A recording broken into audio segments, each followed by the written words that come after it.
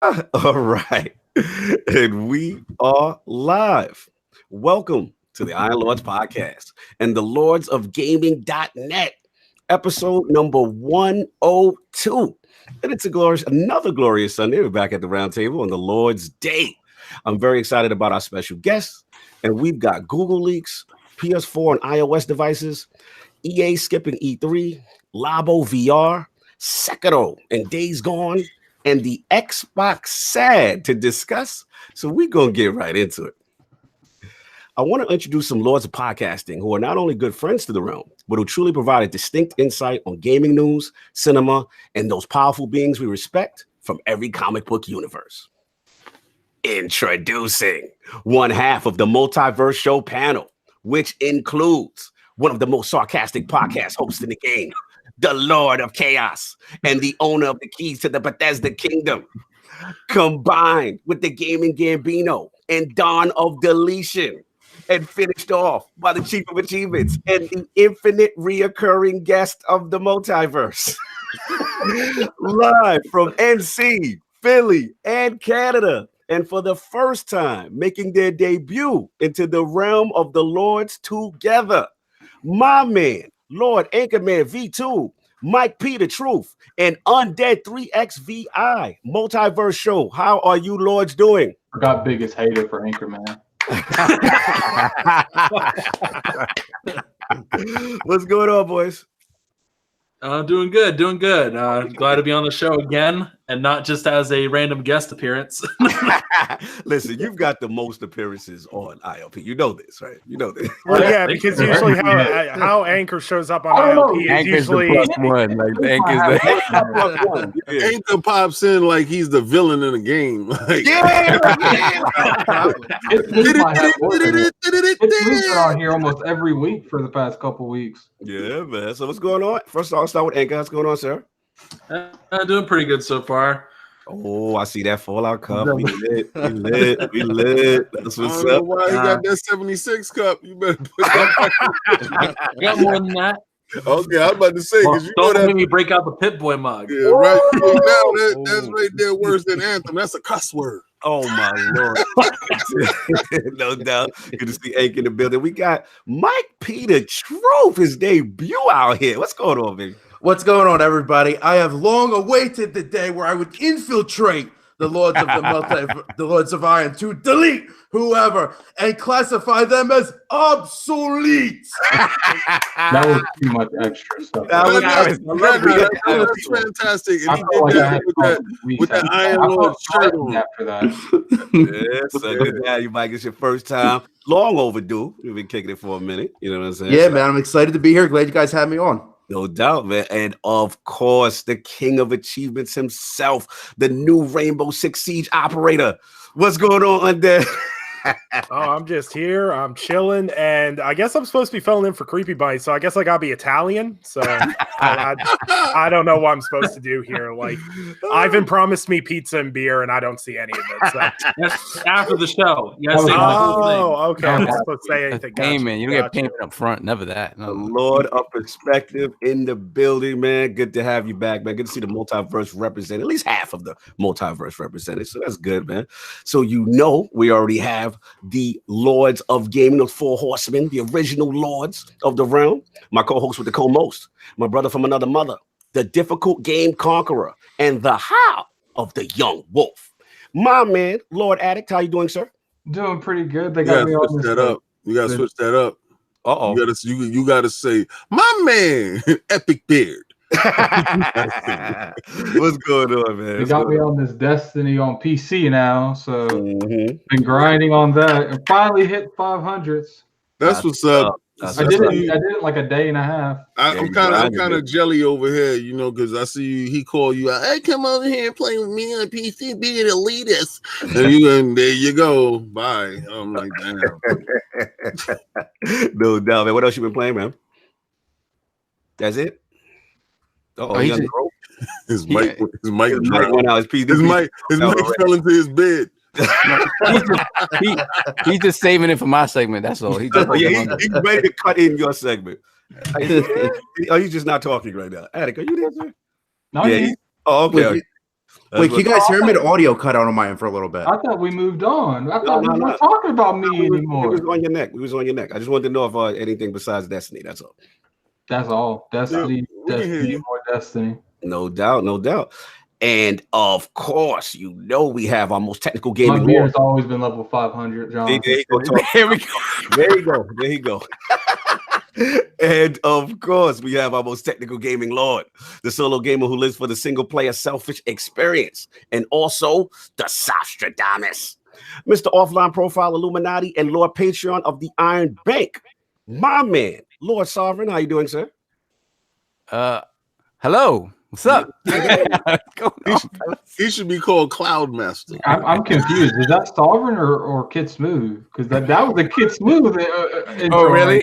I have a bone to pick. With the Iron Lord. With me. Yeah, all of y'all. Y'all a bunch of Everybody be quiet. Let me hear what's up. Yeah, y'all a bunch of suckers. Y'all wait till the week I'm not here to go ham on the Red Dead slander. So like unchecked Red Dead slander last week. Not feeling that. You wasn't about that? No, not about that. I already knew King's love for it was fugazi. I knew that. I knew once he got past the graphics, it was over. Listen. I gotta call fraud on you. No. I gotta call fraud on you because you're going at me and you didn't even allow me to give you my rebuttal for what I did this week in it. So you out here jumping out the window. Wait till you go. You can rebut, and then I'll take it back if I feel that. I have a question for Lord King, real quick. Why would you have a question for Lord King right now? I got a question for him. You don't have to calm down. Go ahead. Are you gonna have an episode when the batteries to that die? Yeah. It ain't gonna never. You've been playing that quite a bit, man. They're gonna die eventually. Right. Well, you keep on wishing.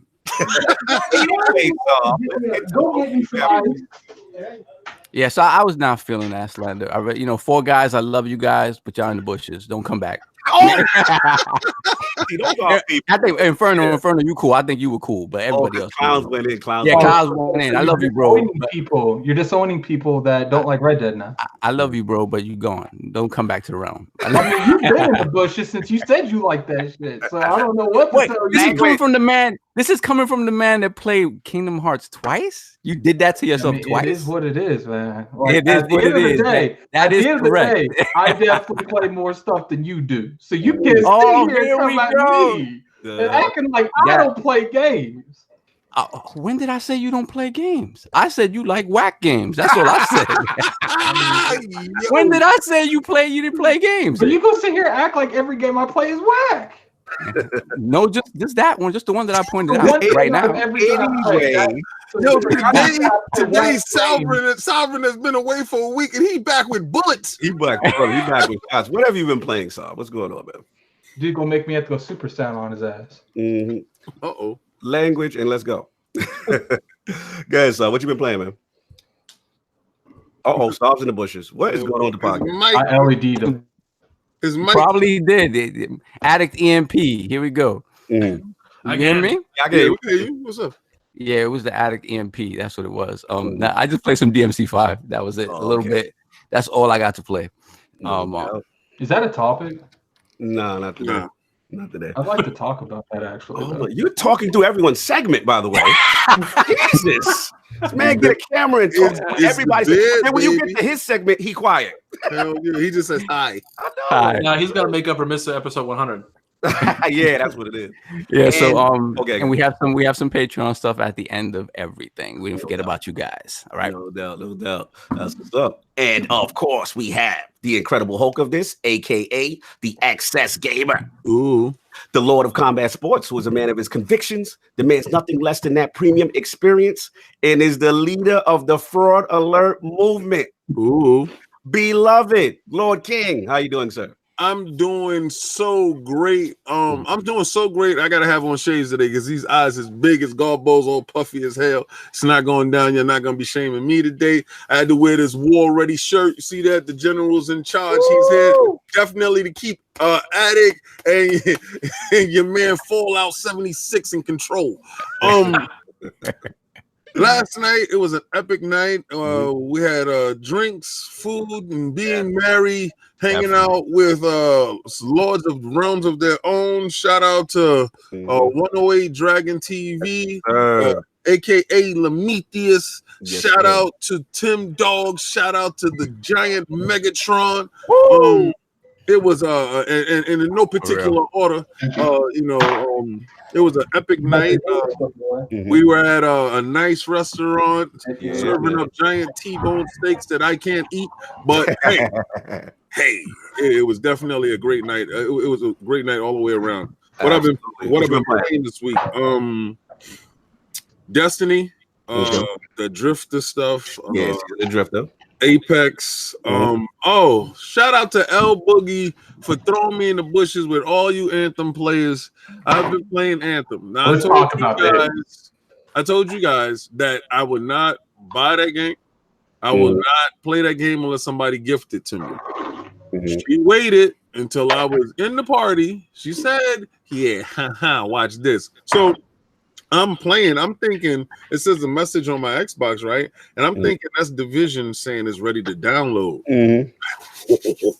Division ready to download. So I clicked the button. It said you got a gift from L Boogie. Shout out L. Anthem, bro. I was like, man, I can't hit back. We send it. Yeah, because you talked a lot. You talked a lot about it. Can I point out the fact that King, you are buyable? So no. I listen. You know, that's your price tag. My price tag was out from the jump. So you can't sit there and say I had a hidden price tag and I was like, no one can buy me. I told you if that happened, I would do it. And I was playing it all this week. Every time that they were on, I was playing with Monkey, I was playing with Chris, and my first experience with it, I was solo. Like I'm out there and I'm like, oh, I hate this game so bad. Like, you ever play something, but you just playing it because somebody's like they forced you to, like Busy when he forced me to play Ark. Yeah, it was like my older brother put me outside to fight somebody. And I'm like, I don't wanna. I'm just gonna need you to do me a favor. I'm gonna need you to lock that fraud alert. I'm gonna need you to do that for you. I can't fraud alert myself if I told you if somebody gave it to me. No, I don't give you that. Hey, listen. If you talk that much about the game, would you play at all? This is how fraud works, Attic. If I said, "Oh, this game is garbage, it's trash," and y'all saw me online getting it in, like that is different. That is different. Right. So when I'm playing with them, I'm not gonna front. I'm not gonna front. The feeling of superiority that you have over the enemies. When you're with your friends and you're comboing and you're doing supers and you're shooting and you're moving, I'm out there level 2. These dudes is level 30. I'm playing on Grandmaster and not dying. All right, I'm out there picking people up. Little did I know that the game was broken to the extent that I can have this gun that can do more damage than whatever guns they have. Because I was like, I'm putting them down. Boop, boop, boop. I'm like, they was like, yo, how are you still alive? I said, I don't know. I have absolutely no idea. Later this week, I found out that the game is severely broken to the point that you get a level 1 gun that can actually be there, stand the test of time. But I'm not gonna going in on you. They saying bend the knee. Someone out. They going in. Yeah, but don't worry, Chad. I'm gonna buy me a fraud alert. He won't fraud himself, so I'm gonna have to fraud him for us. Y'all must also say that I stayed true to my word. Now, if somebody would have got the game and I still would have refrained from playing the game, and I still would have said, "No, I'm not gonna do it. I'm not gonna go," then that's being a fraud. So it's been a lot of Anthem for you then. It's been a lot of it. Right now, I'm level 15. I don't have any masterwork, anything. I'm still learning the tower. I'm still learning how the structure of the game goes. but I can see that where they put a lot of their self into the game. I would tell people don't skip past the story. Like, y'all complain that Destiny doesn't have story. They actually giving you dialogue trees for characters. They're actually giving you story lore around the world. So if you're gonna play Anthem and you want one of those Destiny people that is not enough story, then don't skip any of the damn story and get all the story, because I don't want to hear, oh, Anthem has no story, because it has a hell of a story. Anthem shoves that story I'm just down confused. I'm conflicted. Yeah. Why are you conflicted? You conflicted. What happened? You're going in with me with this Anthem thing. Now you're gonna jump ship? No, I'm not telling you You that. are on the Anthem Kool-Aid right now. It's got a story. Don't skip Anthem. No, if somebody told me, yo, should I go buy this game? I would say hell to the no. I would say don't put your money, do not invest a nickel in this game. I also told you somebody gifted it to me. Now, would I have taken my money and brought this game? Hell to the no. But you know what L Boogie is having fun with? Me right now having to explain myself in front of the audience. Right now, a whole thing, yeah. Right. I told her she had to get on the show, but I don't see her yet. And I'm the only one standing here. That's in the bushes. Yeah, well, you know what? You're playing, what was that, Kingdom Hearts? So I guess you're in the bushes. That's the new thing. When I bring something up, you guys got to hit me with that. Yes, we got to tell you out here frauding with Kingdom Hearts. I get you. Thank you. Anyway, it's me, LordCognito. I had to interject to stop. I'm here. You know what it says. Spread that realness in the realm of the ILP. Not telling you what you want to hear, but what you need to hear. Same as King, season of the Drifter, a little bit of our Starlink for the Switch, and prepping for that Division launch on Tuesday. So I'm excited, man. A lot of stuff going on. So we got a lot to talk about, a lot of show, and we got into what the Lords have been playing. So I want to start off with Lords of the Multiverse, their video game system history. Now, mind you, both Lord Anchorman and Lord Undead have received the royal treatment before. Please check out ILP number 1, Anchorman. That's when you was on. ILP number 1. Actually, we were ILI back then. We had an intervention series. So Anchorman had some great like number 8 or 9 or something. And I got more seniority than you do, Attic. He was there too. Man, first off, I was pre-1. Okay, you got to take your little nonsense and go somewhere else. Okay. So anyway, so that was him, and then obviously Undead, we had him on ILP 71 for some great and hilarious history. But we want to talk about that, Mike P. the Truth, and as well the formation of one of the most unique podcasts out there, the Multiverse. So let's start with Mike P. the Truth. Your video game system history, what got you into gaming, and let's talk about it, man. So I mean, I've been gaming since I was like 3-4 years old. First system I ever had was a Mattel Intellivision, if you could believe that. So this is going way back. This is one where the controller had the little dial pad on it with like the little phone number clicker pad on it. Let's go. That was crazy. So I've had basically every system that since then, Nintendo, Super Nintendo, Genesis. The only system I haven't owned, regrettably, is a Saturn. I've always wanted to own one since that. Don't worry, you ain't missed nothing. If you got a Dreamcast, you ain't missed nothing. I'm hating. Stop. Hey, wow. Blatant disrespect. Wait. I'm glad you brought that up. I'm glad you brought that up because since we're talking about gaming history, my opinion is the Dreamcast is the greatest console of all time. Oh, that's for sure. Like hands down. That's the greatest console of all time. But that Saturn didn't reel you in. Let's just call it what it was. The Saturn didn't appeal to you for whatever reason, Mike. It didn't appeal to you. It didn't appeal to me back then. But one of my favorite fighting games of all time is Primal Rage, and the best home version of Primal Rage is on the Saturn. Yeah. So I've been trying to find one so I could play that, but no. a lot of the game shops by me don't have them. But that's basically it, man. Like I said, I've been gaming since a kid, still gaming to this day. PS4, Xbox, Switch. So now let me ask you this, because I know you as a person who really likes like wrestling and follows for wrestling stuff like that. Now, did you have a 64? Did you get into any of those wrestling games, or even on PlayStation, or even further on? So best wrestling game I would say that I've ever played was on the PS2. Here Comes the Pain. Oh, okay. Here Comes the Pain was great. Here Comes the Pain was great. And also on the N64, WrestleMania, I think it was WrestleMania 2000. On the N64 was a good one too. Kid, isn't that the one we used to call with the black mouth when they opened it? Yes. Yeah, that was an Aki game. That was an Aki game. Yeah. Oh, okay. Yeah, it was Black Mouth. I found that out. It was Black Mouth. we were playing and they opened their mouth. I said, "Oh, Yo, from Black Mouth." Yo, Mike, Kiss Move was with you. He said those was classics. He said, "Here Comes the Pain" was fire. Here Comes the Pain was fire. That's what's it up. really was. So wait, Mike, you never got a chance to play the N64 games, the No Mercy, none of that. You never experienced. WrestleMania was that, but it was the next. It was the last later one. version. Yeah, you're right. I never played the original one though, but I did play the WrestleMania 2000. That was good. That was really good. Yeah, because it was. Yeah. Was that the one you could create your own pay per view and all that too? Or that was later? Yeah, I'm pretty sure that was in there. Yeah. That's what's up, man. No doubt. So then you just transitioned to the 360 and honestly, that's another one. I never owned a 360. Wow. Never owned a 360. That gen, I was PS3 and the Wii. That gen, I didn't own a 360. That gen. Oh, man, you okay? Wow. Ivan, we need to throw this man in the bushes. This man just said that he owned a PS3 and a Wii.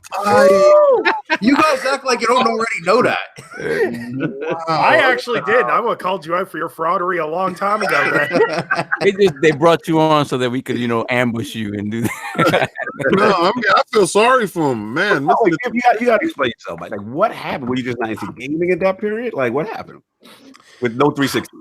I had PS2 for a while. Like I stuck with that for a while, that gen. Mm-hmm. Then it was like 2008, 9-ish. Mm-hmm. I got the Wii, and then 2010 I got my PS3. So I kind of missed the early part of that gen. I didn't really get started with that gen until closer towards the middle. Oh, okay. When that makes sense. Started to gain some ground. Yeah. Okay. No doubt. That's what's up, man. Some good history right there. Now, Lord Anchorman, I know we had talked about you at ILP #1, and I just need to know because when we had Undead, I gotta get some confirmation on stories. So let's talk to you, Lord Anchor, as far as the formation of the multiverse. How did this start? And I also want to shout out the remaining members of Fame Entertainment, Sam Tolbert, you know what I'm saying, and the James Wilson. So let's talk about it. How did this whole thing come together, sir? So originally, whenever I started Multiverse Podcast, it was a pre-recorded show between me and Cal from Tick Podcast. Shout out to Cal. Before I was a part of Tick, before I anything like that. We did pre-recorded shows. We did like maybe 4 episodes, and we were like, "This is stupid. I'm tired of pre-recording this and editing this. This is just a pain in the ass." Mm-hmm. And so we stopped doing the show, and then I brought it back, but I brought it back with Fame. Mm-hmm. And we did Fame Entertainment, and I started the show back, and we kind of did more like as a guest show. Okay. So we grab some random people, or we grab industry types. We would just have random people on. Mm-hmm. And so sometimes you had no idea if it was going to be like, oh yeah, this is some dude I just met randomly in a party, or oh yeah, this is a low key developer. Mm-hmm. You have no clue. Wow. That was the idea, and it was always just random. So over time, we did that for a bit, and I got into a bunch of gaming groups. That's where I met Undead, and we were in a gaming group called We Game Here. Yep. And during that time, I was on my Fallout 4 Reign of Terror. And so just constantly harassing people with Fallout stuff. Was the Fallout 4 promo train in full swing at that time? Oh, man. People were legit pissed. People tried to get me banned from the group for posting hype for Fallout 4. It was really funny. But so Nick and I met each other through that. Mm-hmm. I got him on the show at that point. It wasn't too long, was it, Nick? It was like maybe like episode 15 or 20 or something like that. Yeah, that was back when you guys used to do seasons. I came in on season 2, I believe. Yeah, the way we originally did it was we figured it more like a Netflix season because doing a show every single week, people get tired of that. Things come up. Yeah. And so what we would do was we would say, okay, this is season 1, and we would do 1 episode a week every single week. Mm-hmm. But if we do that for 13 weeks, then take a break for a month. Right. And we did that for a bit. So season 2, we brought Nick on, and he stuck, and he just really worked for us. And so we were like, all right, cool. And so we kept him on. So Nick's story is true, or that story is true with the infinite reoccurring guest. That's how he became part of the podcast. Yep. And then after that, we joined Tech Network. Mm-hmm. and we did our projects there and worked through that, and it was great. And so during that time, that's when we met James, and James was one of our writers, and he was doing another show called Tick United, and it was like him and somebody else, and they were just talking movies. And so we're like, all right, well, that's fine. We'll figure this out. Right. And so we asked him, like, hey, you want to come on? Because Tick United wasn't really working out, wasn't grabbing a base, and we got him on board, and we kind of expanded the podcast to the movies. So we're like, all right, cool. So we did that for a little bit, and over time, like we really kind of developed what our podcast was about, like just having a good time, talk about whatever. Nice. And over time, I want to say, was it 2016, Mike, where you and I met? Yeah, it was 2016. Okay. It was about 2016, and it was Martin Luther King Day. Holler. Yes, great story. So I'm on Twitter, and I see an individial called JTech TV. Shout out to those of you who don't know who JTech Shout out to JTech. Not going to get too much into it, but he Porter of the he goes realm. hard for PlayStation. Yes, he does. He reps PlayStation very hard. Yeah, he goes hard for PlayStation, and I just happened to see something. I think it was J-Main from Press Start Podcast. Oh, shout out to PSP. Yes, sir. And I just happened to see this conversation, and I'm like, all right, cool. Let's see what's going on. And I see Mike had asked JTech about like his PlayStation Legion profile picture. Yes. And he said, like, hey, can I get one of those? And what was it? Didn't he ask you do you play? What was it, Mike? He wanted to know what I played on at the time, and I said to him, I have a PS4 and I got a Wii U. I had a Wii U at the time, and he says something like, "Nah, man, this is only for PlayStation gamers. No dick riders allowed." Whoa! Wow! Whoa! Language. The Lord's name. It's okay.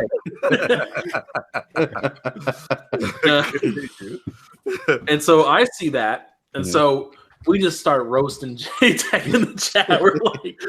We just start going at him, and what was it? I posted I only tweeted one thing at JTech. I got blocked so quick. It was something like, I long for the day where we can judge a man not for the console which he owns, but the content of his game, like his game log or something. Like you do with Bethesda. So quickly. And so that's how Mike and I met. And so we started talking for a bit. And we got him on maybe a month or two after that. Yeah, I would say about a month. Really well. Okay, cool. That's what's up, man. So then they expanded, and then like I said, so pretty much initially the foundation of it was always from the beginning was going to be gaming and comics and cinema. Was that always the initial goal for Multiverse? When we started initially, so when during the Cal era, it was more of a comics, movie stuff focused group or of a show. But then whenever during the Fame era, we were mostly gaming at that time. I mean, we would talk about okay, if a superhero movie came out, we were going to talk about that because we were both interested in that, and that was something that I think most people would get into as well. But when we brought James on, we became more of a cinema podcast and having that extra focus. So it gives people a little more flexibility. And as you guys are quite aware, sometimes people tune out during certain sections. Yes.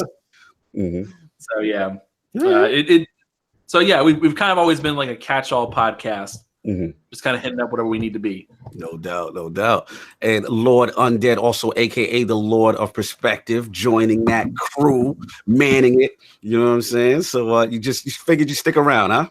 I show up when I can. I'm not as frequent lately because my wife's doing some online schooling to become a nurse. So I'm a lot more inconsistent than I used to be. But I still make it out when I can, and I always enjoyed myself. And like I said, there's nobody that I've met in the Twitter space that I would have met without being on Multiverse and getting to know everybody and everything else, because I didn't even have Twitter.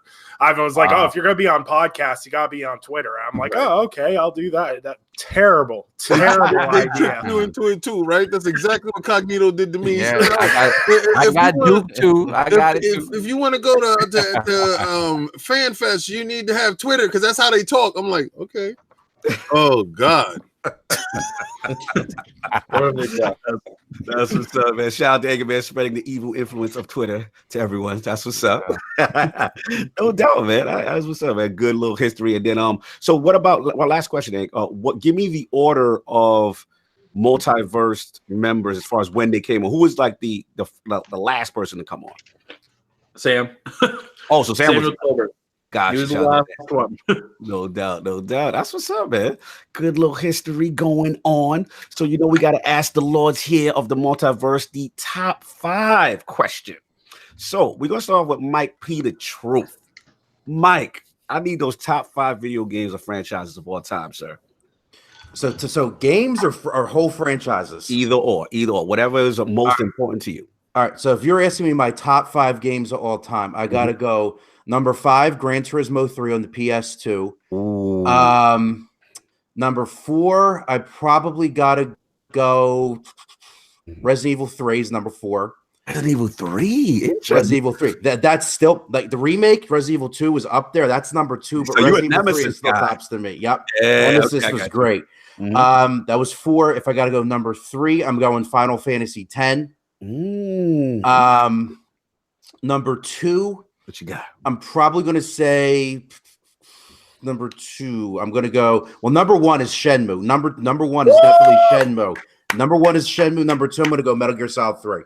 Oh, my number 2. True. Hold up. Did Mike just list a stealth game in his top 5? Those are the. Everybody knows I don't like stealth games, especially games where they force you into doing stealth. But the original Metal Gear Solid trilogy, like Metal Gear Solid 2, 3, and also Twin Snakes, those games I loved. I love those games. Those are the only stealth games I can honestly say I ever really enjoyed. I gotta ask you about the 10. That is unique. Like, shout out to the chat. Everyone thinks that's unique. So 7 didn't impact you the way 10 did. I thought it was good, but I thought 10, as far as the storyline, the characters, the world, the summons, it just had a bigger effect on me. Also 10 was the first one that had voice acting in it too, so it made it a little bit more impactful. That's what's up, man. What you say, Attic, about it? His 10? It's one of my favorite Final Fantasies too. And I'm also one of the people too. I think 10 too gets a bad rap. I liked 10 too. No, I'm not about that life. So you can go promote that one. Now, what don't you like about it? The combat was fun. The storyline was a good continuation for Final Fantasy X. I don't understand what everybody doesn't like about it. I don't like the way they went that direction.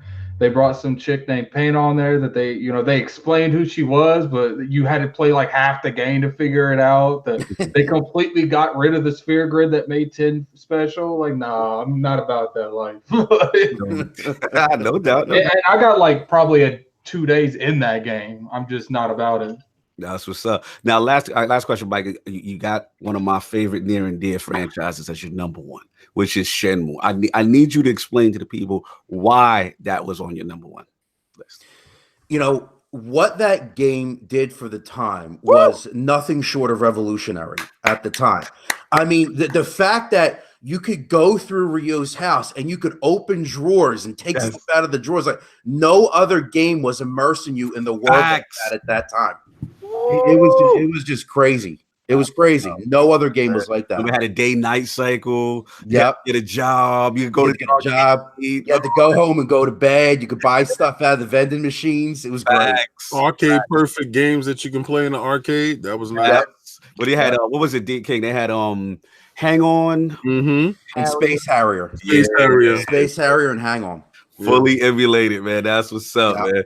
Shout out to Bone. He said Shenmue was the first real game. Yeah, it felt like a real game, like it was a life simulator. Like it was just crazy for its time, man. Good list, Mike. So I got it. We got Undead back. So Undead, I need to know, do we have any revisions to your list? Last time you were on ILP71, you had Hitman, Metal Gear Solid, Splinter Cell, Halo, and God of War. Does that need revising?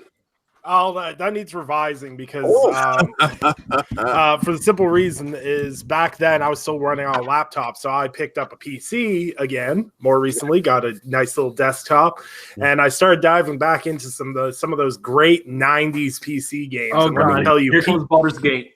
Yeah, here comes Baldur's Gate. I can feel it. Yeah, no, Baldur's Gate 2 and all 8 discs of it are the best. All right, the so best. hold on. Who comes off the list then if it's Baldur's Gate?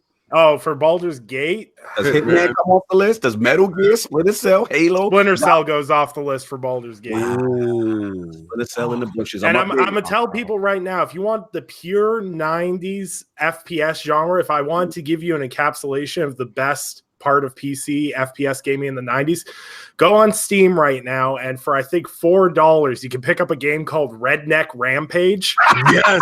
Yes, I remember that. Go pick that up and you can thank me later. Addict, autobiography addict. Oh wow! Wow! Jesus, that was low key racist. Anyway, don't get him started. Here comes the EMP. It's coming. So Nick, Horizon Zero Dawn's not in your top 5? Okay, listen here, Mike. We got to throw down about Horizon Zero Dawn, man. Sir, I gotta ask you because you brought this up and you almost put on your Game of the Year list. How does it feel when you boot up NBA Live and boot up the multiplayer and all you have to play against is Kid Smooth because you two are the only people that play that game?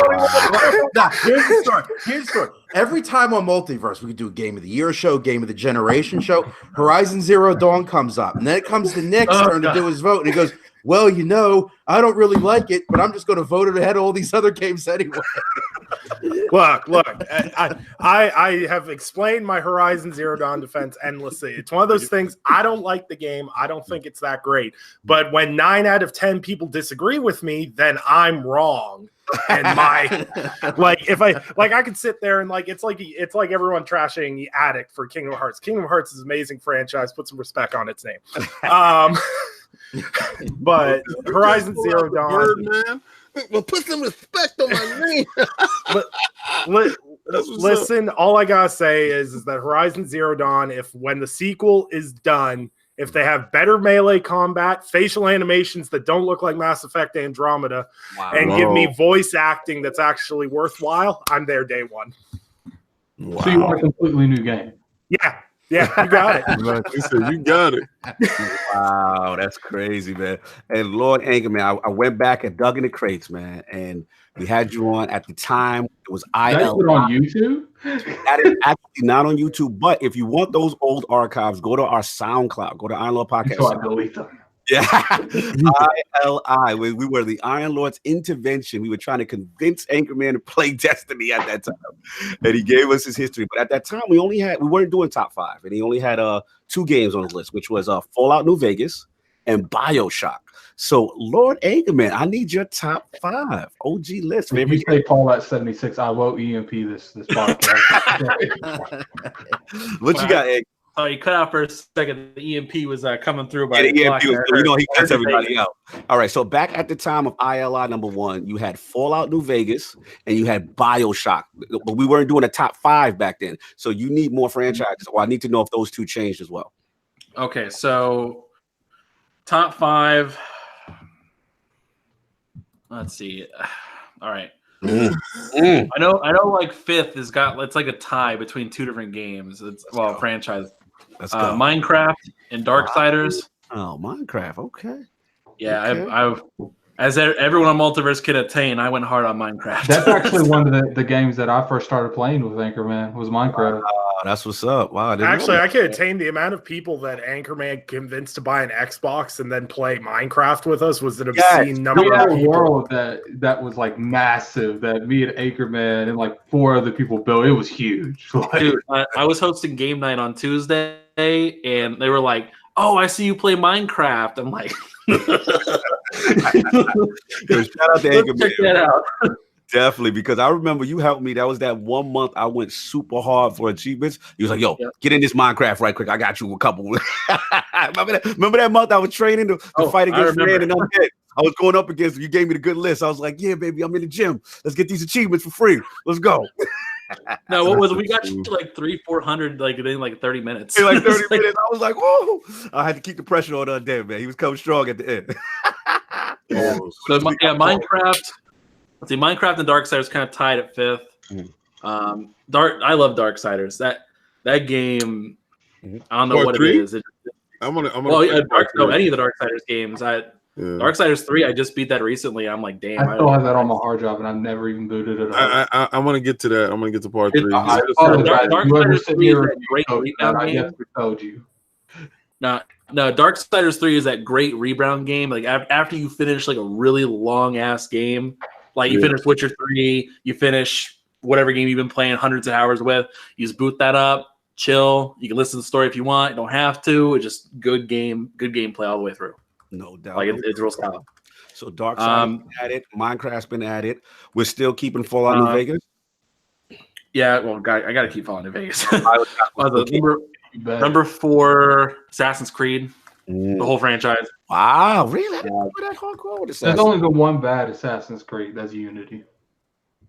Yeah, I see what they were trying to do with Unity. That's the thing. I see what they were trying to do. I don't think the you really like buggy games, don't you, Anchor Man? Like I noticed that about you. No. If you played Assassin's Creed Unity when that thing came out on the Xbox One, it was okay.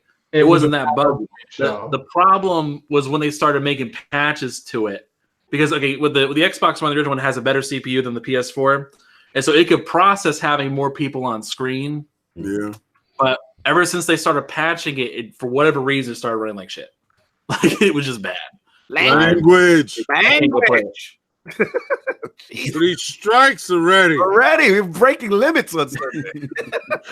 All right, 3 Spider-Man. Yeah, like I played Spider-Man games all the time. Like I'm not even just talking about the PS4 one. I'm talking about all the Spider-Man games. I'm talking about the PS4 one.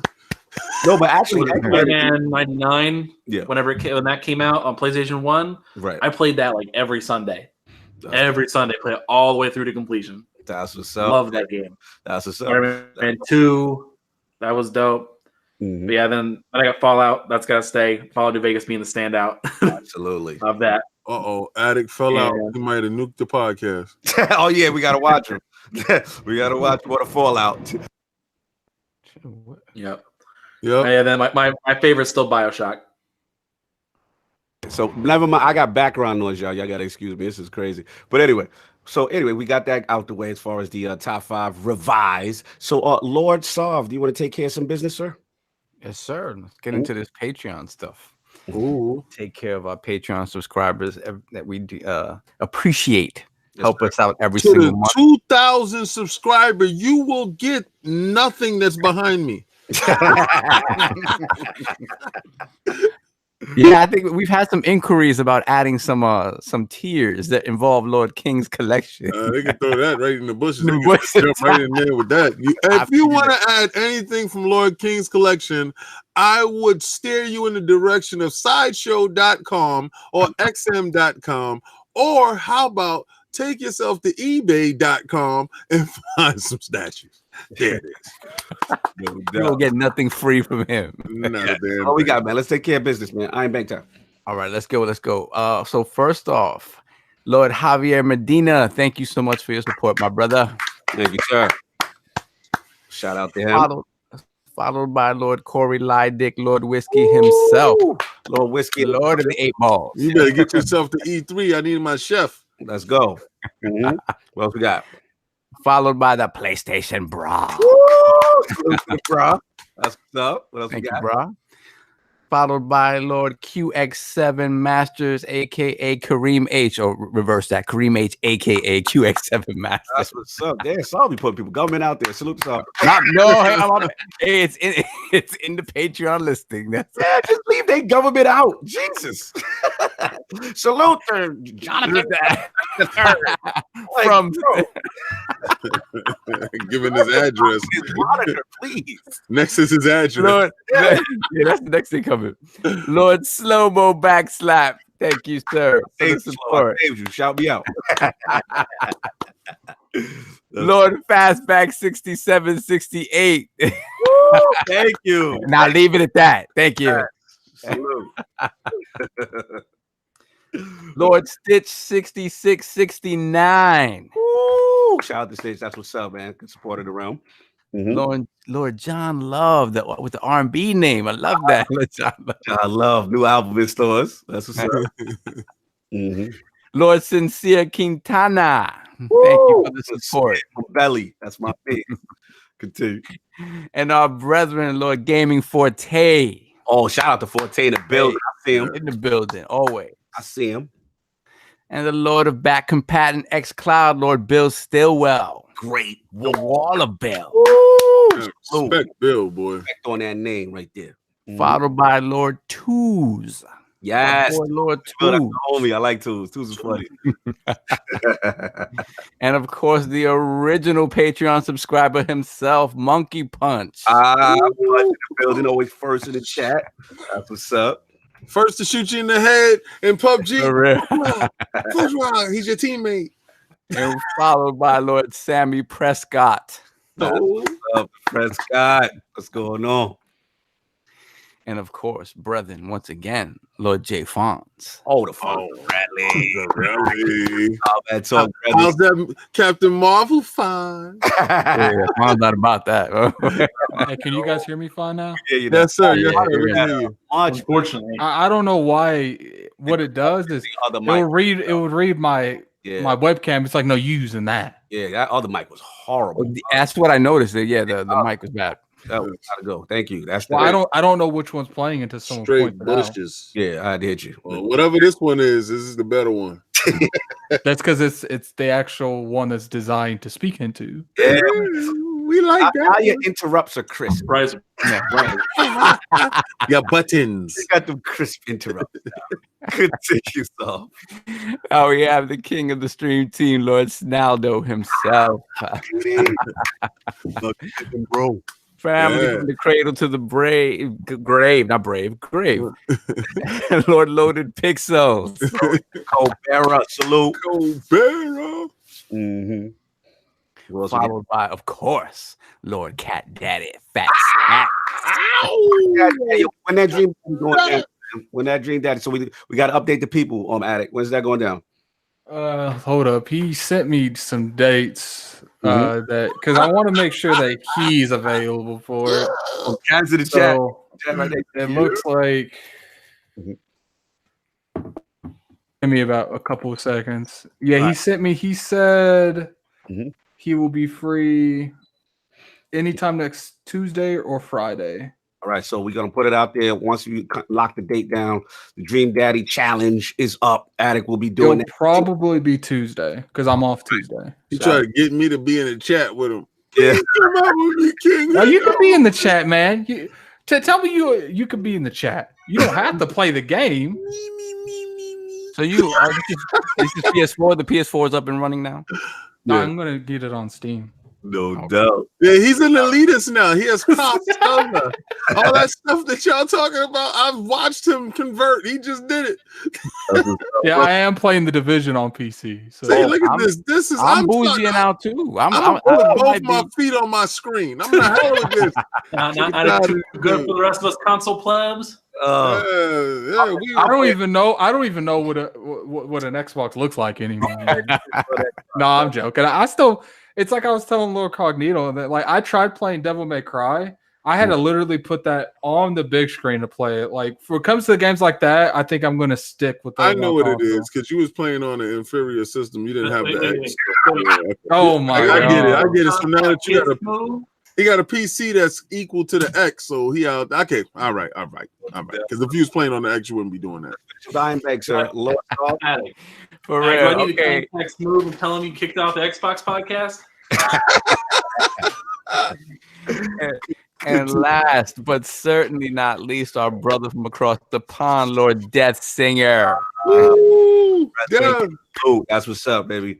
Thank you guys for your continued support. It is always much appreciated. So let's get into these giveaways. So let's start. Yeah, you know how that goes. If your payments did not come in, if your payments to me did not come in, All forms the best this month. you know you're out of the running. All right, so let's start with this $10 gift card giveaway. And the winner of the $10 gift card is Cat Daddy Fat Stack.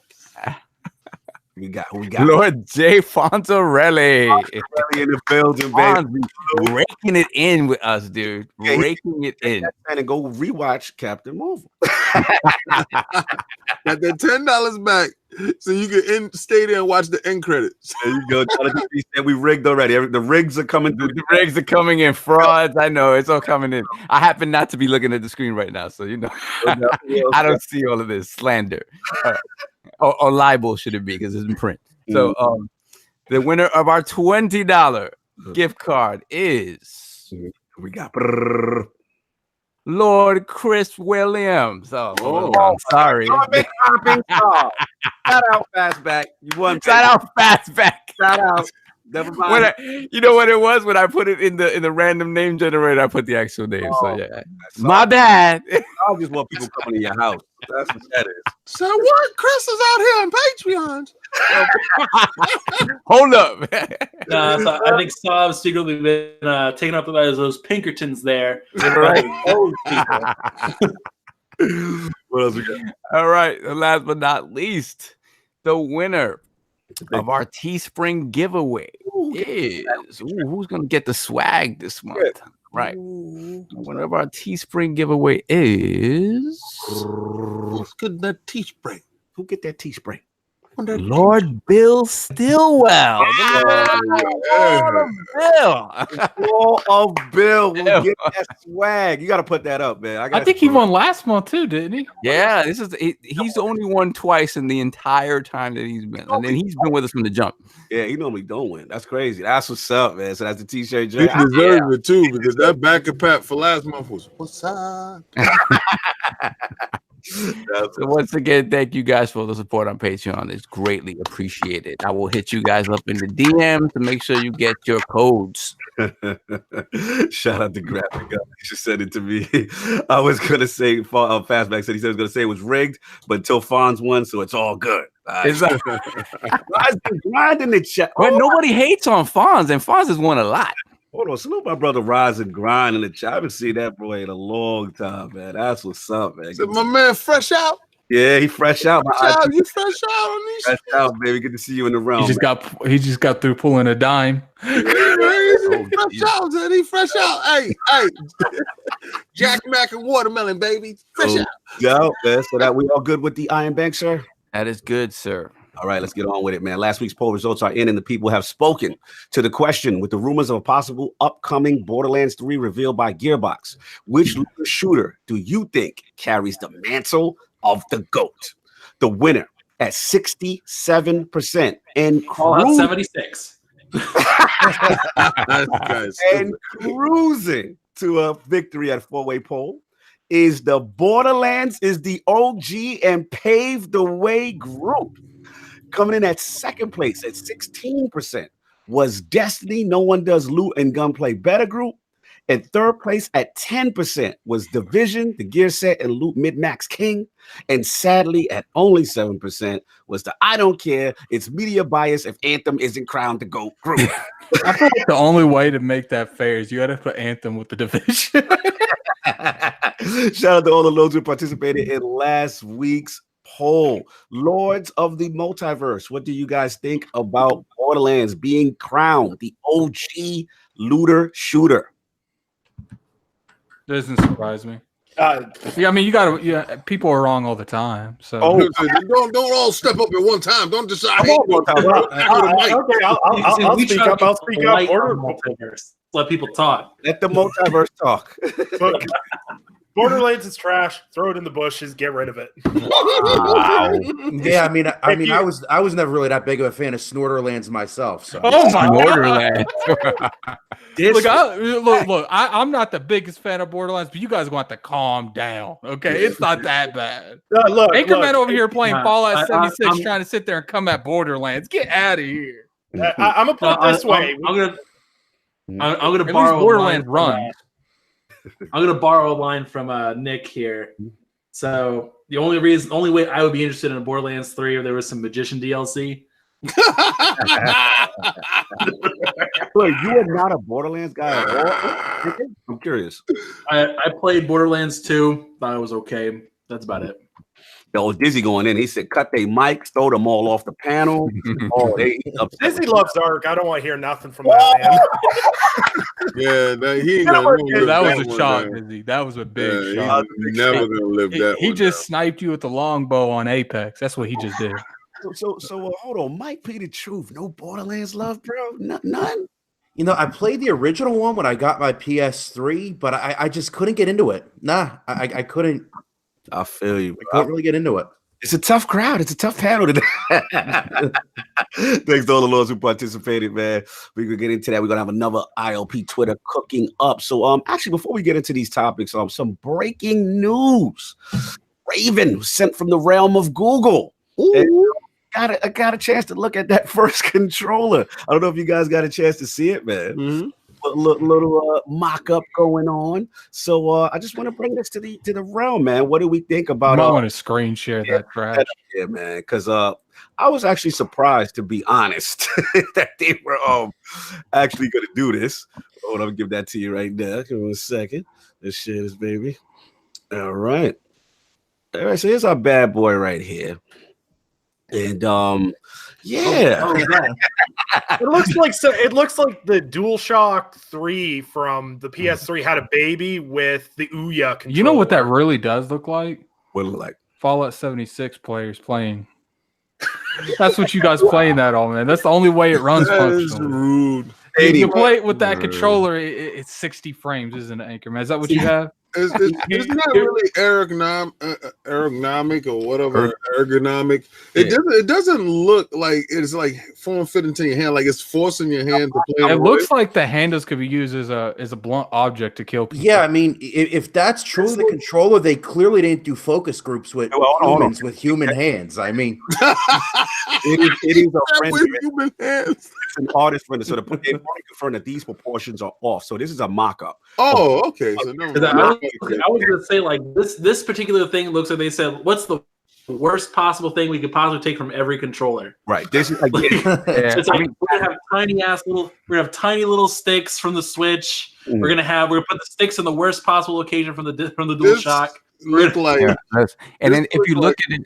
Go ahead, Ken. Go ahead. It just looks like Sony and Microsoft got together and tried to slander them. That's exactly what it looks like. Like, let's start a fire before they get it started. You know, type of thing. If you look at the actual diagram, though, what's interesting about it is the fact that it is a Sony form factor. And we talked about how, regardless of Google's reach, right, and they have a huge reach, that it might behoove them to get in bed with somebody in the gaming space to push whatever their cloud initiative was. Right. And for me, I think a lot of people feel this way. I think the Xbox controller setup is objectively the better setup. So for them to specifically go with something that resembles a DualShock is interesting to me. Okay. The only thing about that, though, is they don't have the trackpad at all. Yeah. Shout out to Salty. He said it looked like a controller from the dollar store. Damn. Salty. Yeah, it does. It damn sure does. But if you're gonna copy anything, you copy the market leader. I don't care if anybody can sit there and say Xbox has the greatest controller in all the world. It doesn't sell 100 million, so obviously the controller ain't all that. So, getting right back to that, the PlayStation is winning right now. So, of course, you're going to copy. If you're getting into a space, you're going to copy who's the best. You're going to look at the systems. I'm pretty sure that the system might look like a PlayStation 4 when it comes out, probably. Like a little tiny PlayStation 4. Let's get some context. So, pretty much, this is the patent that was filed, that initial mock-up. And these obviously it's leaked before GDC, where it looks like they intended to show this thing. So, as we saw, it looked like it had like the Google, speech thing solved, where they click the button or whatever. Right. But so what do we feel about just from a hardware standpoint, that they're looking to be serious to have hardware for Project Stream? Well, the thing about it is they kind of have no choice now, right? Because they're getting into a space that like a lot of people are getting into right now. Verizon, obviously Microsoft. So again, they could only pair up with somebody who's already not announced anything specific in that space, or just do their own thing. Like right now, obviously, an Xbox controller is going to work with Project Stream just fine, but they have to give some branding to their product, or else you risk it getting sort of lost in the shuffle. Right. So, because beyond the controller, I don't think they've said anything about a specific box for them besides it's just a streaming service you can access anywhere. Right. It wouldn't matter. The box wouldn't matter. Right. Technically correct. Yeah. So yeah, you have to find something to brand, Project Stream with. So a controller. Yeah. So Anchor, like, what do you think though? Like, in general, do you think they're taking it really serious now? Like, where's your whole thought process with them trying to enter the game, the console game? Again, it really depends on how they're going to go about doing this. Like, we've already mentioned here so far is that if they were trying to jump on somebody else, like jump on the Switch and be their streaming platform or whatever, like that would make sense. But they're going with its own entirely separate route, which lately Google jumping into something entirely alone has not been great. Like what was it, when they were trying to become an ISP, right? When they were trying to go down that route, it's not been going too hot for them right now. Gotcha. Because so infrastructure problems. With the cloud backing, just their big presence, you're not taking them serious as a threat, or like just in general, you're just like wait and see. What's your overall feeling in these early stages of you hearing them trying to get their foot in the game? Right now, until I start seeing some actual games they're going to start pushing and they're going to start developing, I think they're just going to use this more as like a mobile gaming platform. Okay, here's some easy games where it doesn't require vast amounts of skill or huge graphical output. I think the biggest thing that factors into Google coming in is the controller and what the games are. I don't think the games are going to be an issue because at the end of the day, Google, when they go into a field, they just don't go and, fill it out. They go and be like, okay, here's $1 million. Here's $1 million. Okay, you need 20. Here's 20. Like they don't have a problem going in, opening like a blank check. Right. The thing is like, I think the controller might be a drop though, because as you can already see, like when it comes to controllers, people are really particular over that. Like that's one of the reasons I won't play on PlayStation full time. Up and it's confirmed that it's not proportionate. Like, so we can't hold that one, but we just show it to the letter of the law. It already looks like a PlayStation controller though, so I'm not down. Like, so you already did because of the analog plays. I don't like the analogs like that. I just don't. Watch it be. There's actual multiple controller styles. See, I would be okay with that. But at the end of the day, like people sit here acting like Google can't compete with games. They're delusional. Google has no problem going to a big publisher and just buying the whole publisher. Like that's the kind of money Google does. Every time they don't do it half. They go in their full force and buy whatever they can. They kick doors open with money. They don't care. What do you? Yeah, good. I think that's one of the reasons Microsoft's buying so many, mid-tier studios is because they know Google is about to come in, and they're like, if we don't buy it now, Google is going to buy it. What do you think, Undead Man? What you see in this stuff, and just how serious are you taking Google right now? Well, the thing is with Google is, as Alex says, 100% correct. They kick in the door. Look at how they picked up YouTube. They just went, here's like billions of dollars. We're going to buy this site right up. Thing is that after Google buys something, they run it right into the ground every damn time. Look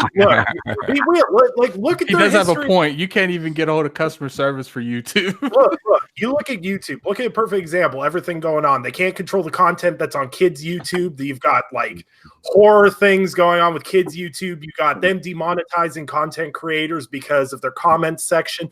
It's just unreal at how mishandled YouTube is. And that's only one thing. Look at all the stuff Google closes down. They'll buy something, get into it, and then a year later go, nah. Google like, Plus. Look, Google Hangouts, Google Plus, Google, anything they put their name to, if it doesn't make them all their money back they invested in a year, they dump it. Now, let me ask you this. I just want to cut you for 1 second on that. In this sense, shout out to Brap in the chat. He actually made a point. What about them bringing in Phil Harrison? Was it the former Sony / former Xbox exec into their gaming division? Does that even give you any cause for seriousness? The lesser Phil. Wow. Phil Minimus. Phil Minimus. Oh my God. He's not even Phil Donomus. He's Phil out there. Whoa, there's only one Phil Donomus. Look, there's two things. there's two things that are going to kill this console. A, that controller, because you know what? If it's anything, I always tell people I don't like PlayStation controllers. They're too small. They're like, oh, well, the DualShock 4 is perfect size. Look at this thing in my hand. This is made for a child. I play with the Duke controller because that feels like a normal controller in my hands. You are preach, man. You are 6'7", sir. Like if they bring out something that's the size of DualShock 3, and anyone that played on PS3 that's real with themselves will admit that the PS3 controller felt like flimsy, tiny garbage. Wow. DualShock 4 is exponentially better than the DualShock. You know what I'm gonna say? I'm gonna say this right in defense of Sony's controller. When we was playing on those stupid little Nintendo square boxes and Sony came out with their controller, everybody stood up and shook their hands and was like, hell yeah. Then when they came out with the dual analogs, everybody was championing Sony. Oh my God. Then when Microsoft came out with their controller and they switched up the analogs and they said, okay, it made sense. And now we got to a point where it made sense, but don't front like them Sony controllers wasn't that thing from all those weak controllers. Oh, no. The original DualShock and the DualShock 2, which came with the PS2, those were great controllers. There was something very cheap feeling about the DualShock 3. It just wasn't. There was nothing in it. Yeah, there was nothing in it. Remember, they had that 6-axis thing. Yeah, that was inside the controller before when you was able to tilt control and but let's not front like Sony didn't have really good controllers. The controllers are really decent. DualShock 3 was only my ever complaint. The big thing with Google is a lot of people are hesitant about Google entering the market. Where are they going to bring everything else? They could come in, buy a bunch of studios, but who wants to go out? Say Google offers a $500 home console, so you buy a $500 Google home console. They're going to do that. They're not doing any of that. It's just streaming. It's you guys are. I don't know if you guys are under the impression that you're getting a console as well. This is just Project Stream, and I think that's all they're doing. Yeah, this is like $100 piece of hardware. Just slap it under there. Yeah, like the Amazon. Not even that. We're gonna buy a $100 piece of hardware that Google's gonna support for 4 quarters until financial drop. I think this is really just an app. It really is just accessing their servers, and that's it. Y'all guys don't act like Google isn't every damn where. Like anytime I'm lost, I'm gonna pick up my phone. And I'm like Google this and Google that. I'm gonna tell you right now, y'all think it's a joke. Amazon and Google are the ones to be afraid of. These guys are going to move into the space and they're going to spread like a virus. If you haven't played Assassin's Creed on Google Stream, I'm telling you, the leader of streaming that I thought was NVIDIA, okay? Because I was playing it in NVIDIA Shields, all the iterations. We talked about that last night. And I thought they had an infrastructure that was so dominant that I thought the Nintendo was going to take over that space and utilize what they had with them. I was sad that they didn't do that.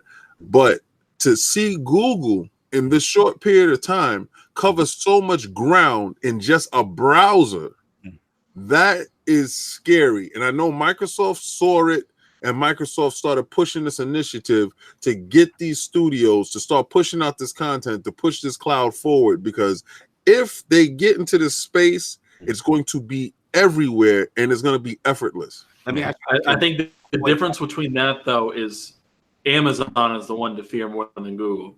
Okay. Yeah. Because again, the internet infrastructure at this point in time is still not beneficial enough where Google could really make a splash immedially.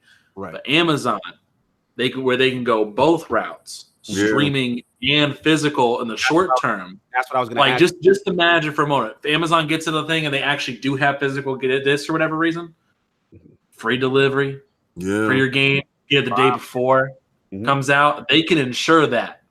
They can ensure that because they be the publisher. It's not like they have like a limitation where it's like, okay, we'll put the game out. It's going to come out March 20th, but if you get it you get a day beforehand because of early shipping or whatever. But they can actually ensure that you get it early because they be controlling the launch date. Let me ask you guys this, and you actually alluded to what I wanted to say, Anchor, was in sense of, do you think that it's a mistake if Project Stream with Google doesn't have the option to download these games to like a hard drive or console? If it's streaming exclusive, like Mike, where do you feel? First of all, Mike, where are you at with this whole Google thing, man? Yeah, all I gotta say is that if I see anybody standing for a Google console, I don't care if it's $100 box, $500 box, you're getting exposed.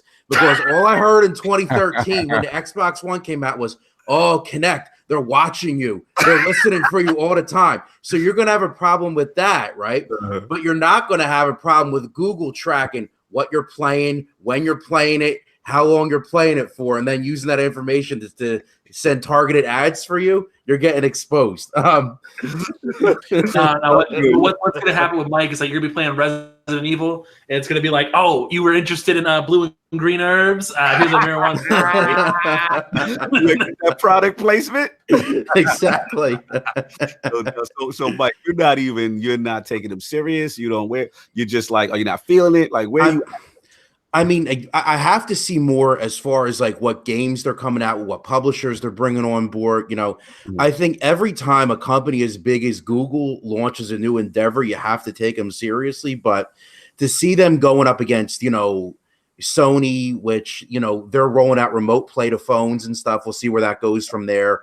Microsoft with their xCloud. I mean, the competition's stiff. And those companies have really diverse portfolios in gaming, and Google's still got to build that up a little bit. So it remains to be seen type of thing. Absolutely. I mean, I think we should transition right there. Mike set it up real good in reference to, you know, obviously Sony and stuff. I mean, I agree with all you guys on the panel as far as Google. I'm more on the wait and see, you know, with this whole project stream. We've Sav has actually tested it, and Sav, you actually felt really good about what you played from a streaming, right?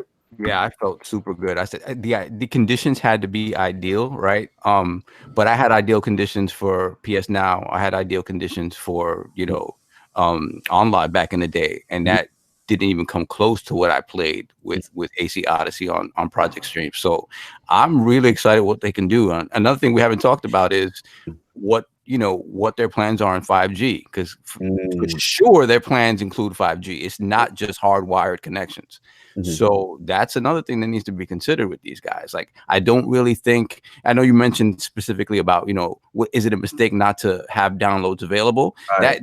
That could definitely be an option for them, but I think they're going full tilt into the streaming thing. And I think they're leaning into like super high-end, high-speed connected networks in addition to, you know, whatever 5G brings to the table. So I think they're trying to get into this with as little overhead as possible. I think the controller is honestly the extent of the hardware that you see.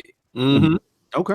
That's the only problem with Google is I don't see purely just streaming as a true alternative, because what we're forgetting is a lot of middle America has data caps. Right. Like they hit data caps and they can't do anything for the rest of the month. If there's anyone that can work around it, it's going to be Google. Question for you guys, because you guys are in the States versus why I am up here. Does Google not have its own ISP stateside, or did they abandon? But Google Fiber, it's not everywhere. Yeah. See, this is what I was talking about earlier. When Google wanted to get into the ISP game with Google Fiber, they had a lot of momentum at first, but what they realized is that a lot of the infrastructure for making fiber optic cables and stuff was dominated in certain areas by the local ISPs. Yep. And so they can't do anything.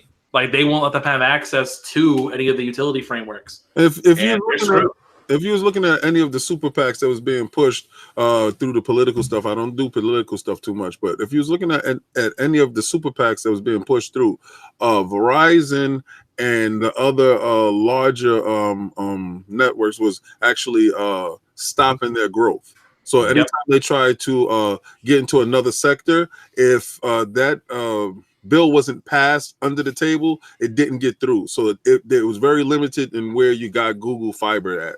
So and that was because they were playing hardball with the big guys. All right. So when you try to get into territories that are dominated by the mainstream, you're not going to infiltrate unless there's you're greasing palms. And I guess they didn't grease the right palms. Well, it's not even really about greasing palms. When you try to go into local, that's what I wanted to have talk about this. When you go into, you know, localizing any kind of, they have a lot more relationships. You know, Verizon deals with people in this area a lot more. A lot of these politicians and stuff, they're going to go with them over Google that doesn't even have a groundwork in this area at all. And they're trying to get in it, but they're like, you know, Verizon over here has been helping me get elected every year for the past 5 years.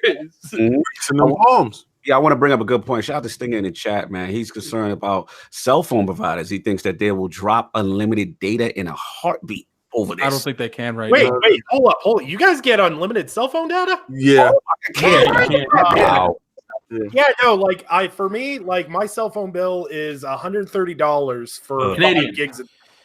Now, how it works though, Nick, is that it's unlimited, but it's like they'll give you a certain amount of data at Before 4G, they start throttling you. but once you cross a certain threshold, they'll throttle you down to like Oh, so they throttle your speed. 3G. They'll throttle. Throttle the hell out of your ass. See, I feel all right with that because, like, I got Bell 5, which is 1 gigabyte down, like 700 up, but I only pay $53 for that joint. So, I mean, what the problem is a long time ago, a bunch of people got into a room and agreed who gets what district, and for the past 20 years, that's what we've been going by. Yeah, man. This is interesting, man. I'm glad. I know this is breaking news. Kind of had to talk about it. Yeah. Some news in the game, but we got some Sony news to get into. Let's go. So, yeah, man. The news came out, man. PlayStation firmware 6.50 was released, and it makes Sony a remote play service to be available on iOS devices. So your phone, your tablet. Now, formerly, this was on the Vita when it existed. So shout out to the Vita owners. Shout out Undead. You know what I'm saying? It was relevant, and it was out there, and it looked like, it's there. So this has been causing some gamers to, have some discussions amongst themselves, and, a lot of cloud talk and PS Now talk and remote play talk. So I want to bring this to the round table. Let's start with Anchorman. With this coming to PS4 on iOS devices, what do you think about it? I think some people are blowing it way out of proportion. It's not even remotely close to the whole Game Pass discussion we've been having. It's not the same thing, but I mean, it is. Like right now, it's not on the same level, but come on, guys, you know what's going to happen. It's only a matter of time. So my question to you is, all right, we do agree, Anchorman, right, from a standpoint that this is nothing new. They've had remote play before, but the issue is the fact that now it's going to iOS devices. Your feeling is that this is kind of like the precursory step to possibly setting up something in the future with them expanding. Guys, there was an interview with Yoshida back in 2013. I remember reading it. I remember walking back from class. I remember exactly where I was when I read it. Yoshida was talking about how the next PlayStation, there may be a box, but the future is streaming. And every single action they've taken this entire generation has been setting up streaming for the future. You said Sony? And what's funny, yeah, Sony It's did 2013. say that. And what's funny, you said Sony, every action has been setting up streaming. Every action they have taken this generation has been building towards streaming. See, what it is they low-key like put their foot in the water. They're like, let's see, like Microsoft tried to jump in and they just put their foot in the water and okay, let's do this PlayStation Now thing. And then when Microsoft's after Microsoft finally got out of that river after almost drowning to death, they're like, all right, now let's try Game Pass. This seems like a safe bet. Let's let them download their games. And then, after a positive reception with that, Sony's like, oh, they got something. Okay, can we make the PS4 games downloadable? Oh, we can go do that. No doubt. Let's get everybody else in here. Lord Mike P. the Truth. What do you think about PS4 remote play on iOS devices? Is this setting something else up? So, I mean, I think PS Now on mobile devices is inevitable, right? Because they've already had remote play going. You guys have already said that, but you have to look at it from Sony's perspective. They're testing it on other devices that are non-Sony devices now, right? So with remote play, they're trying to work out, okay, what's the streaming quality going to look like on different screen sizes? And, if somebody's playing on an iPhone or if it's an iPad, you can't guarantee that they're going to have a DualShock 4. So this is a good time for them to kind of work out what that interface is going to look like as far as all the buttons on the screen. How do we lay them out? If the button layout doesn't work, could we maybe do some type of gesture controls for certain actions? So this is going to be kind of like the ground where they test all that stuff out on other devices. And then eventually I think it's inevitable, they are going to roll out PS Now on multiple devices. Well, I see a lot of people on Twitter bringing up the fact that they don't like that there's not a physical controller. Like, this isn't made for us. This isn't made for the people born in our time frames. This isn't made for me, Anchorman, or you guys. This is made for those 12, 13-year-olds that's about to grow up in about 5-6 years that's been playing Fortnite on their phones. Like, okay, no, I feel you. Let's get Undead and Sovereign in here, man. Undead, what do you think, man, as far as this whole, PS4 remote play, iOS devices, PS Now? Where's your whole headspace on Look, they sure rolled this out when they had the Vita. Like, this was this was stuff that would have been great for the Vita. If you had rolled PS Now out onto Vita properly. That's a good point. And like remote play on the Vita is seamless. Okay, like that is smooth. It is great. It works well. Them rolling it out to mobile devices. Well, they killed the Vita, and then the same week they had remote play to iOS devices. It makes a lot of sense. They killed one thing that they did really well, and now they're just moving on to something else. And being able to play your games everywhere, let's face it, the Switch is doing it. Xbox is going to be doing it with xCloud. It's the wave. The mobile devices are a huge market. Everyone forgets this. I said this on my show last night.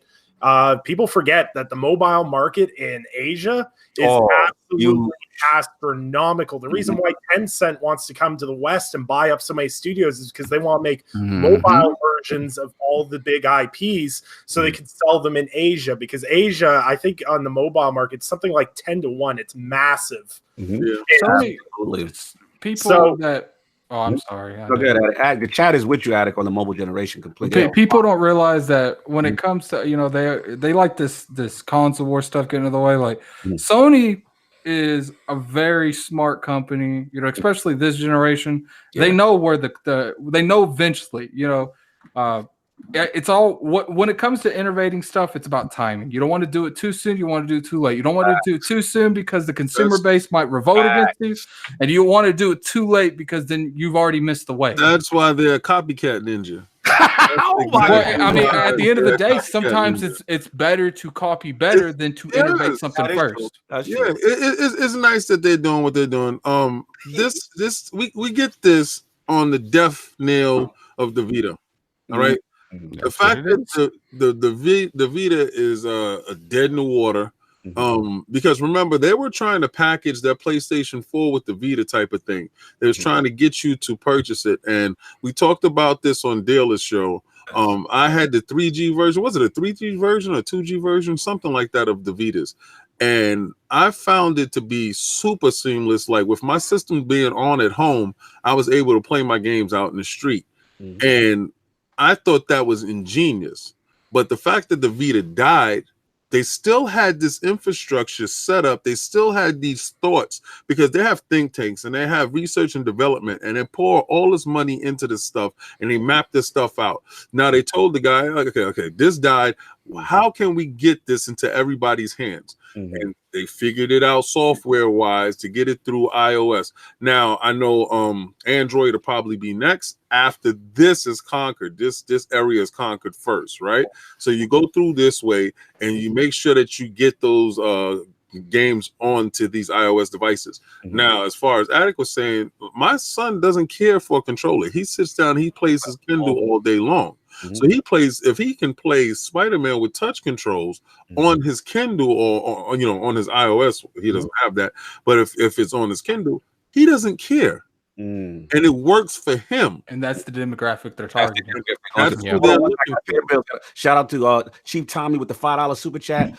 Where's that rain away app topic? Am I the only one that wants PC games on console? ETA late May.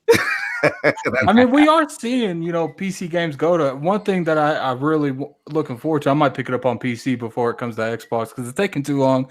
Is that Hunt Shadow game that it still ain't on? Is it on Xbox preview yet? No, they don't have a date for it yet. Shout out to Pan. I believe she has a preview of it on Lognet.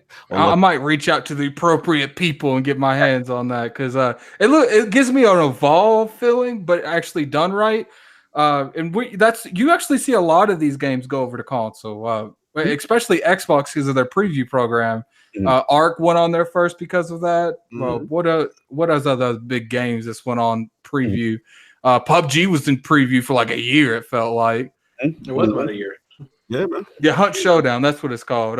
You do see PC games go to console. Yeah. It's just certain PC games physically can't be on console because of a controller restriction.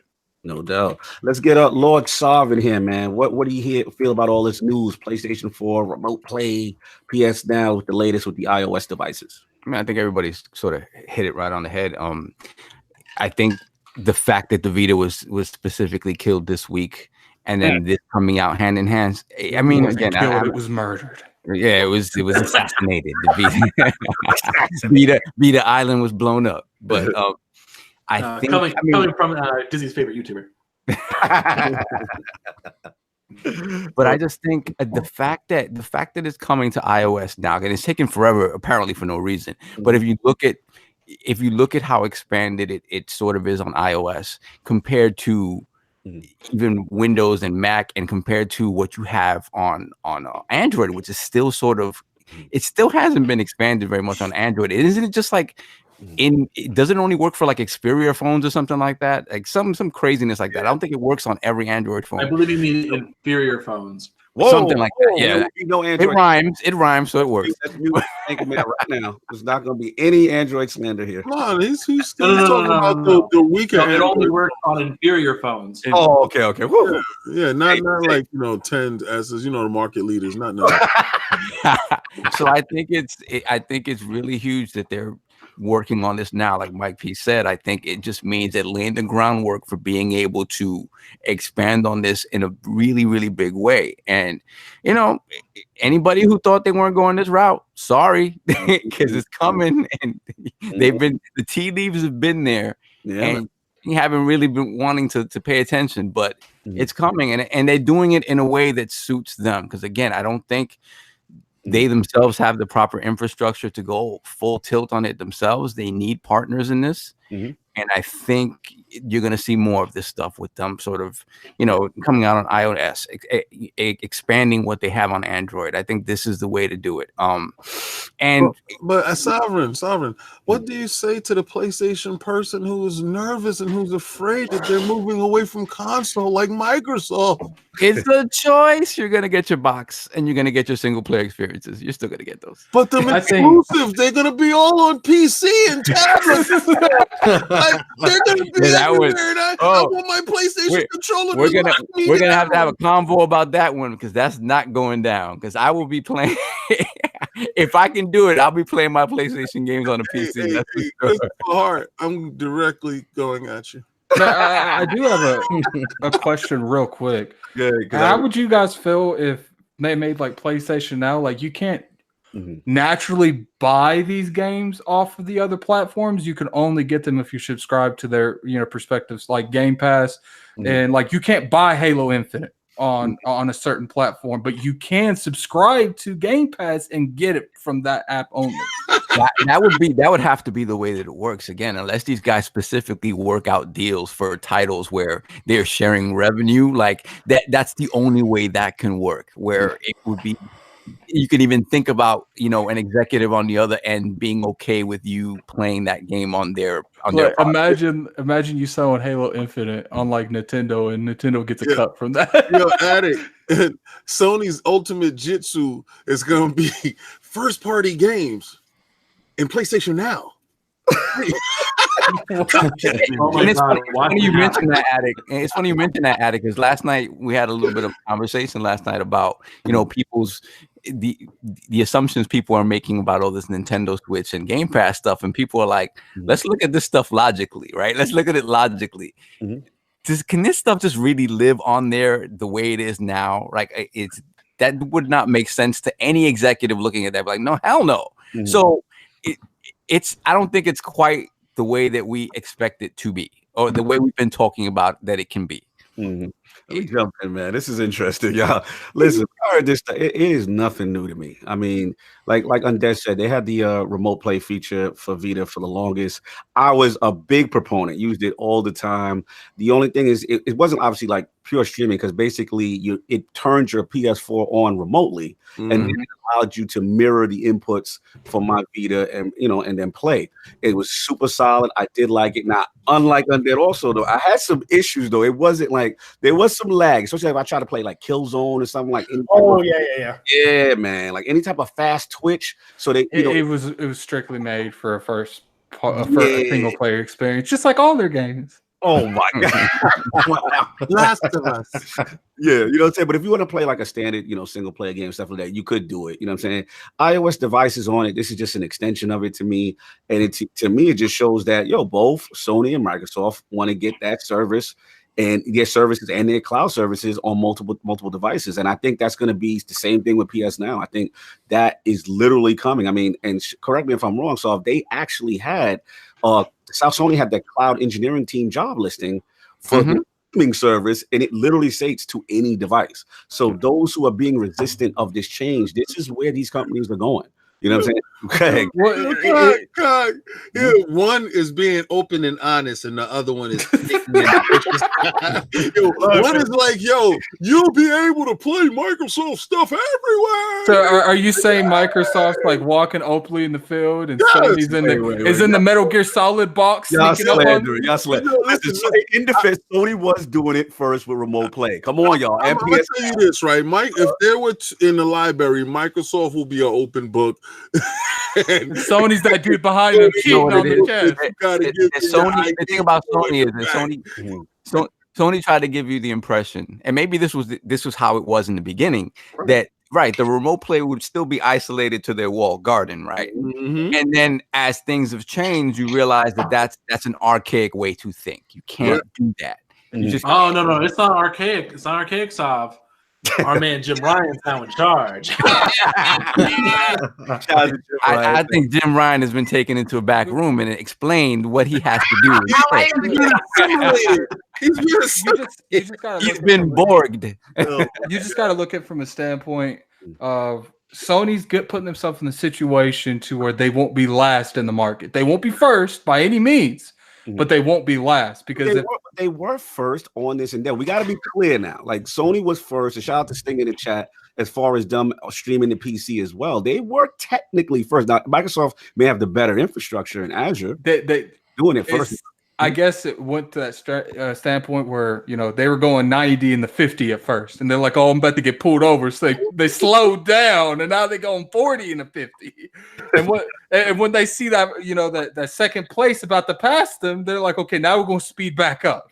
Look, the way what's going to happen is all these games, we're going to be able to play all these games wherever you want, whenever you want, everything else, and all these console warriors, they're on Twitter right now, are going to need they're going to have AA meetings for console warriors.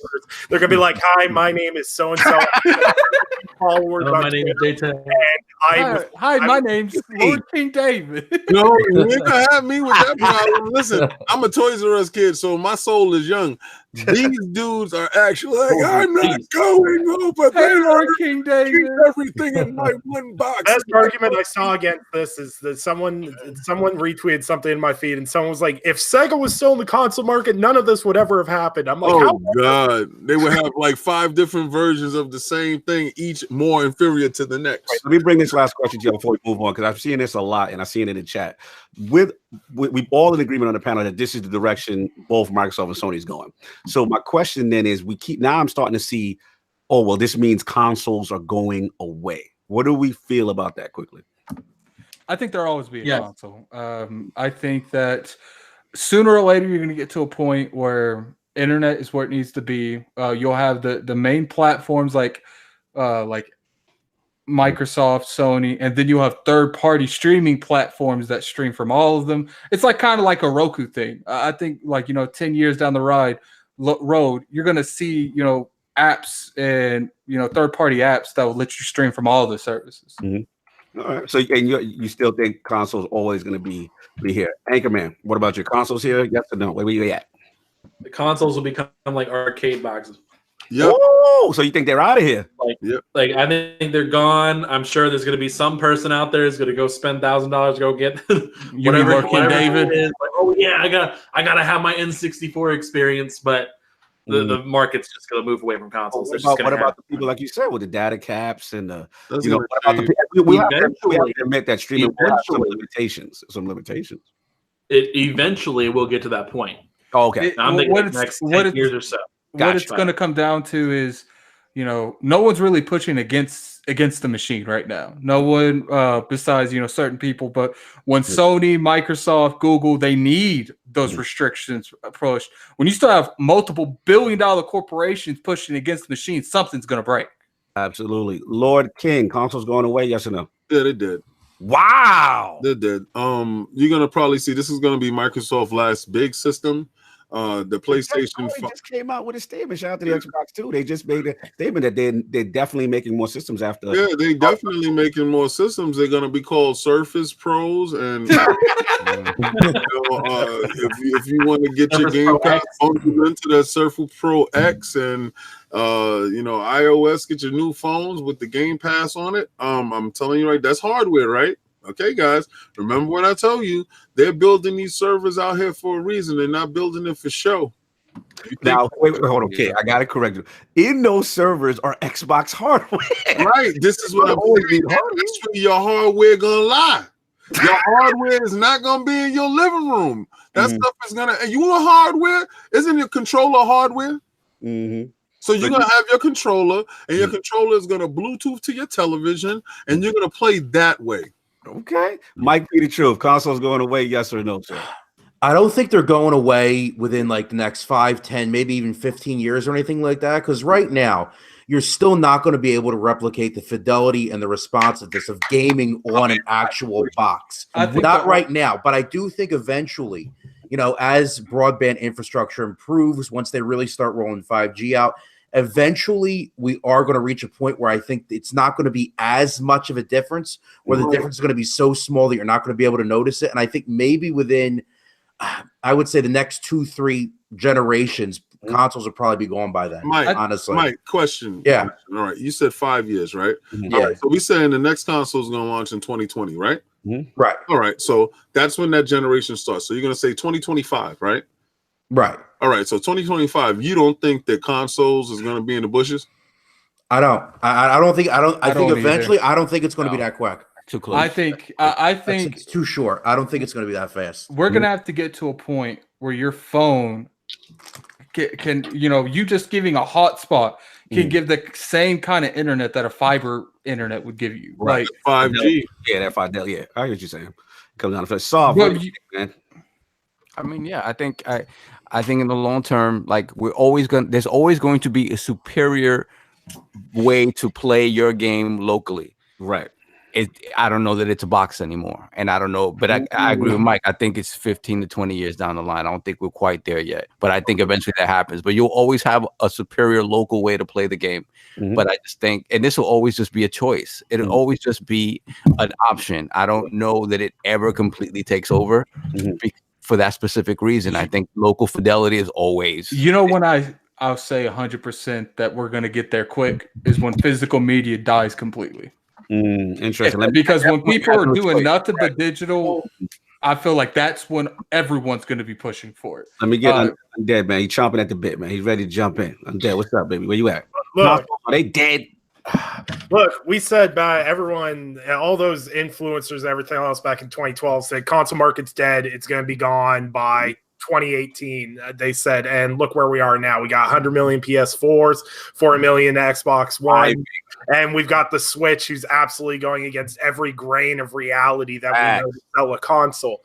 Consoles aren't going to go away. I agree with Mike. You were looking at like a 15 to 20 year timeline. However, the day that I can play PlayStation games, Xbox games, and I'm holding out for Nintendo games, the day I can natively download those onto my PC, my consoles are going out the window. I'm buying a $2,000 PC. I honestly and truly believe that Nintendo's never leaving that market. They're always going to have some kind of portable infrastructure. Nintendo's going to be the Gollum from Lord of the Rings. They're going to be sitting in the corner like, no, you can't take it from us. We need Precious. Yeah, they're going to be doing that, but that's fine. But like I've said this before, I love the flexibility of PC gaming. But the thing is, all my friends play on Xbox or PlayStation, so those are the consoles I play. And when the market starts to change, my friends will follow where the market goes, and that's where I'll eventually go. I don't have a loyalty to any of the box. I don't think any of the boxes are going anywhere anytime soon. like I said, like it's been mentioned before, internet quality and everything else isn't the same everywhere. Like if anyone's ever been to Europe, their internet quality is like you ask people in Britain what their internet quality is like, and they're like, "Hey, I like my 2 megabytes per second." Listen, I'm with you, man. I'm with you, man. Finish up. I'm sorry. It is what it is. Things are going to change, and it's the same thing as I remember when I was a kid. People were like, "Oh man, I don't understand this disc stuff. Like, why would you ever go away from a cartridge? It makes no sense. It can get scratched so easy. A cartridge, you can throw it at your mom's head and it'll still be okay." Like that was the great thing about cartridges. But we all shifted to discs. Sony's pushed that innovation through. Xbox followed suit, and now we're on discs. And Nintendo is still on cartridges. Yeah. You know how I know? You know how I know that King and I are right? Because Addict's against us. Anytime Addict makes a bet, it's over. So he loses his knees into the wall. Please, sir. Could you please give me back my knees, sir?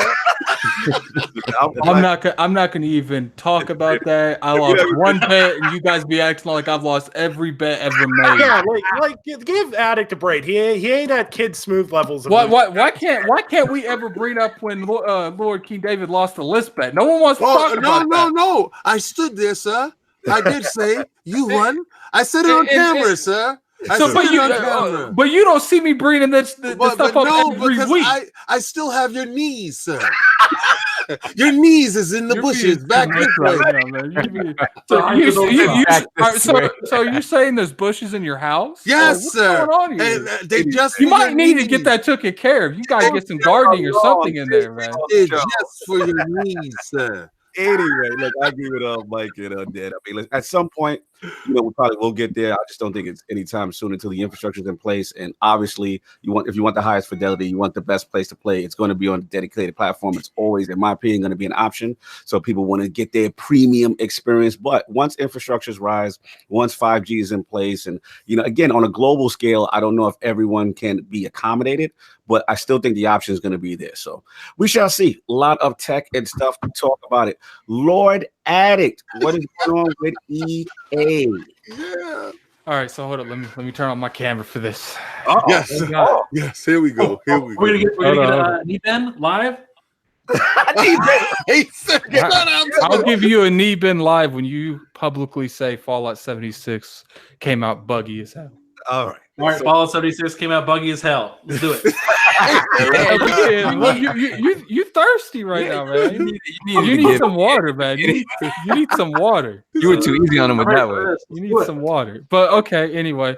So right now, a couple months ago, I don't even know how long ago it was, but Sony actually announced that they weren't going to be E3. People claimed, I was actually one of them saying, this isn't a huge, the thing is people want to say E3 was dead. Mm-hmm. I didn't necessarily think it was dead. I just thought, it's not as impactful as it used to be. Just because, Sony's not going to be there doesn't mean the whole platform's dead. Mm-hmm. But now it's looking like EA isn't going to be there too. And I don't think EA already kind of left it a little bit with the EA Play. Are they even going to do an EA Play? They are doing an EA Play. It is confirmed. And what we've heard right now is they are doing, it's a little different in the sense of they're not going to do a press conference, but they're going to be doing some live multi-streams while they're there. So they're going to have some presence.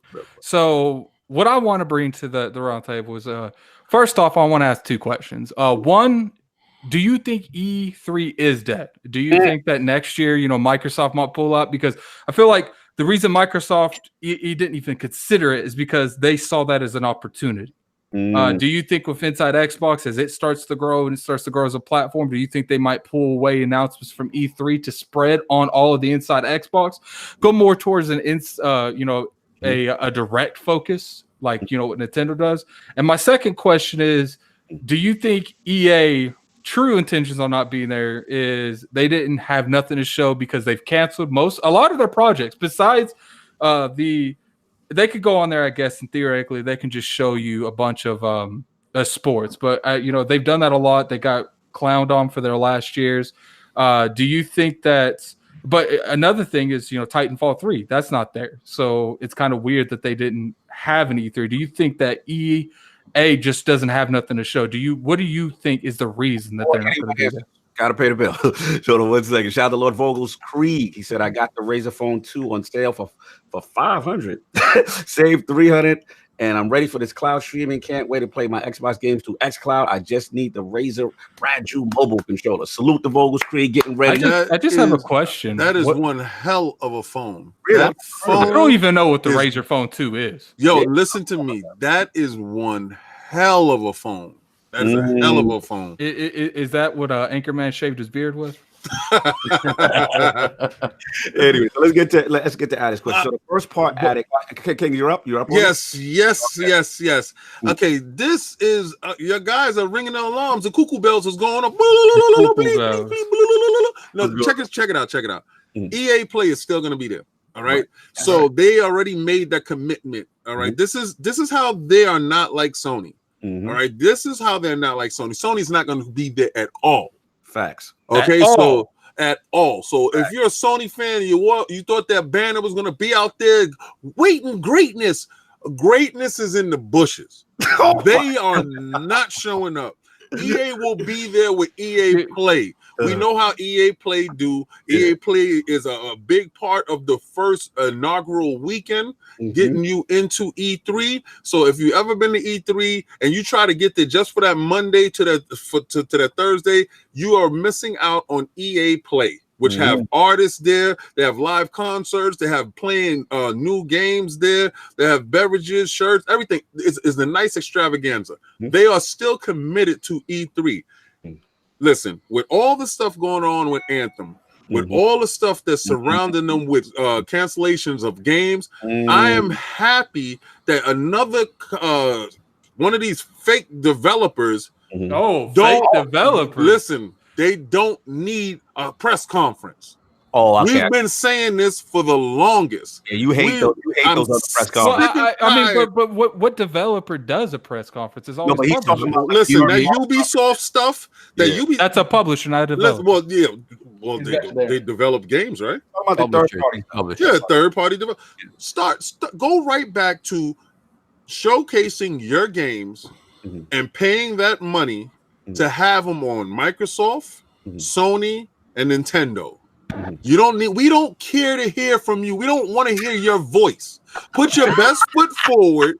Put your games on these people's platform and just shut up and just let those games be played. We don't want to. I never watch your shows. I swear. I'm so when I heard the news. See, I know for a fact you fraud because we watched Ubisoft when we was at E3. What happened? What did I do? I tuned the hell out. He tuned out. He doesn't. I can't stand him. He's never been a fan of. Well, to be fair, Ubisoft does pretty much show the same stuff every year, like literally every year. They show the Rainbow new expansion coming out in the fall. They show the 400 expansion coming out in the fall. They're like, okay, this is the new Coke we're giving you next year, and then they end the show. But what do they give you back? This is what you got back when you found out this new information, right? The shows is usually how long? Like an hour and a half, maybe 2 hours. You got back an hour and a half or 2 hours of quality lifetime. To hell with them. Yeah, I think with the issues with EA is like they've been ever since they've tried to do a show, they have never gotten props for their show. Ever. Yeah, that's true. I can't remember every single time. Like they have made bad calls for whatever reason. Yeah. Like the one I think of, like what was the last time? It was like, why do you have all these YouTube personalities for a live stream? Why do you have Pele on your stage? I will give them the year that they had Dragon Age Inquisition though. I thought that was a strong one. Remember was that EA Play though? I gotta remember. It's been so long. I think that was the last time. 2014. It was kind of revered because and I believe Dragon's Age won Game of the Year that year. If I remember. One Game of the Year is a pity. Oh my god. Yeah, that was a slow year. Any other reasons why, as far as this whole EA thing? He's in. Look, it looks like nobody cares. Look, I'm gonna be real. This is my first E3. I'm scheduled in. I got all that lined up, but I really have like everyone was like, one of my friends has been doing this event for like 7 years, and he looks at me and goes, "Man," he's like, "you're gonna want to pack a pillow if you go to EA's conference," because he's like, "It's boring. Nobody wants to be here, but we're here because we have to be." They canceled the conference. I'll go to EA Play. I'll do that. I'll chop it up that way. But their conference is like, does anyone remember last year where they sat down? They're like, we have a Command and Conquer game. Mobile. So we're going to bring out 2 professional mobile gamers to show off Command and Conquer, which we don't want to put on your PC or console. We're going to announce the remaster for those games 4 months later. But here's a mobile game, and watch us play a full mobile game for 10 minutes. Terrible. Nobody wants to see that. EA's got nothing to show. They've got the Respawn Star Wars game, which they're already revealing before E3. And as Addict said, they canceled everything else. Yeah, no, I hear you. Anyone else on this EA's reasoning? They just don't have anything to show. I mean, Dragon Age is barely being worked on now. That's a next gen game. That's not even remotely ready. So what are they going to talk about? Anthem DLC season 2 stuff or whatever? I don't think they want to talk about Anthem at all. Right. They have to. They absolutely have to. But and then Battlefield stuff. Let's say they do release the Battlefield Battle Royale stuff, and it's actually hot and people love it. Like obviously, you're gonna want to talk about that stuff. So they're in whatever Respawn's new Titanfall thing is that's supposedly coming later this year. So they have stuff to talk about, but I don't think it's enough to. Isn't Respawn doing the Jedi game, right? And they're also doing the Jedi game. Yeah. What about the argument that Apex Legends is such a good place and dominant for them right now? Like that they could talk about that, release some content, get the base kind of. I think they can run a Nintendo Direct style video right from EA Play for everybody that's there. And be like, yeah, guess what? You can play it in a few minutes. Like, all the kiosks are there, so you can play. You can play it on the show floor. Whatever when the show floor opens up. Exactly. Stuff like that. I think they can just do. I just don't think they have enough to really warrant a press conference. And like everybody said, like the ones in the past have been underwhelming. There's no reason for it. Got you, Mike. Did you get in? Because I had an audio issue. I didn't know if I get. Yeah. I mean, it's like everybody's saying. I mean, honestly, they really don't have much to show. Just like Sony doesn't really have enough to show, so they're not going to spend resources to do an E3 show if they really don't have anything. And I think we're starting to see a shift now with companies where if they do have something coming down the line, they're able to announce that in other venues, be it like a tweet or a quick video or a direct or something like that, and they could generate hype without having to do the whole E3 thing. Yeah, I think that they are going to do something around E3. I don't think it's going to be like they've confirmed. Yeah, I don't think it's going to be like Sony's situation, because Sony's like, we ain't going to be there. We ain't going to be around. We ain't going to even turn that stuff on. We just go sit in our house and that's all. But I think EA's mindset is, okay, we're going to be there. We have we've already stepped away from the show floor. We might as well just do something our own thing and not even be part of that at all.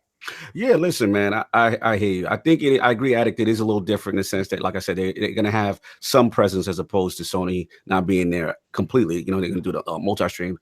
But I agree with most of you guys on the panel, man. I think it's like one of these things where they're looking at it from a financial standpoint, and this saves them money, I guess, instead of having a traditional press conference. So yeah, I think I'm like the only one who kind of like their little stupid press conference. I used to like to do sports games or whatever they used to I was at work last year when I was on the phones at Dish, and I was watching their conference, and I let it slip. I was watching it with one of my customers.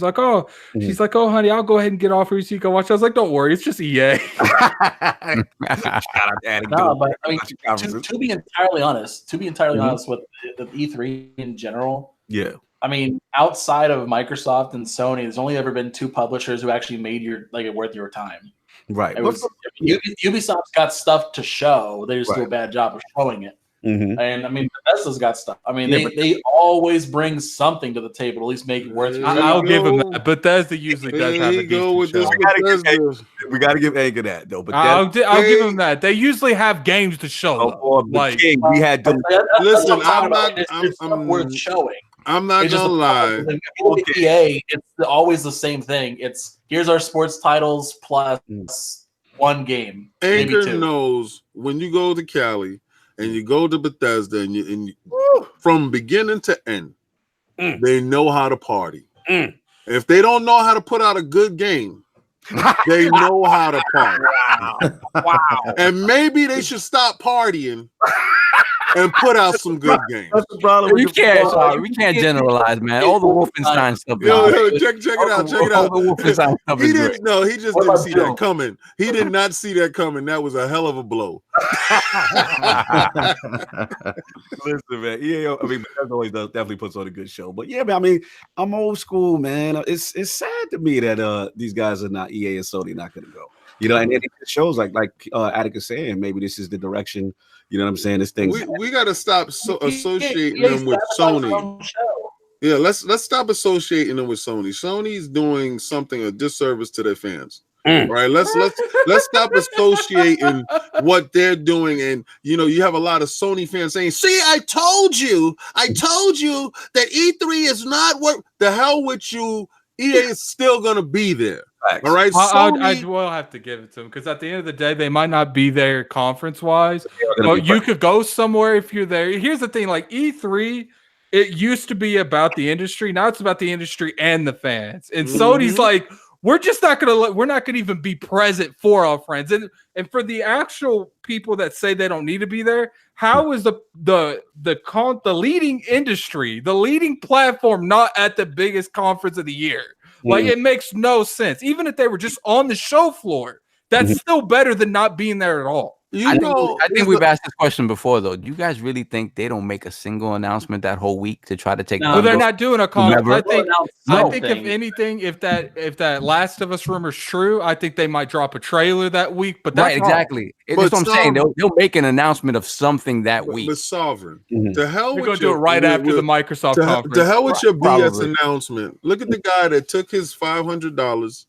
Fly in and got his hotel or his Airbnb and he's ready, he's happy. The Sony dude that really don't know anything, that's really not in the Twitter, I'm gonna go there, I'm gonna get there, and they are not there in any form of capacity. You know, and I understand that a lot of Sony people, trust me, guys, when I went there, I was in that Sony booth. I was all over that Sony stuff. I saw Flute Guy. I saw all of I was there. So if you think I'm talking from a standpoint of an Xbox dude, I'm talking from a standpoint of a gamer and somebody who's paying his hard-earned dollars to go out to Cali to get the best experience and bring you back that stuff. If you're at work and you're tuning into Lords of Gaming Network and you're tuning into ILP on YouTube and you're trying to get these videos, you're trying to be there in spirit. I'm trying to give you the most out of your viewing pleasure, right? So if I can't show you the games from a company that you love, who does that hurt? That hurts you.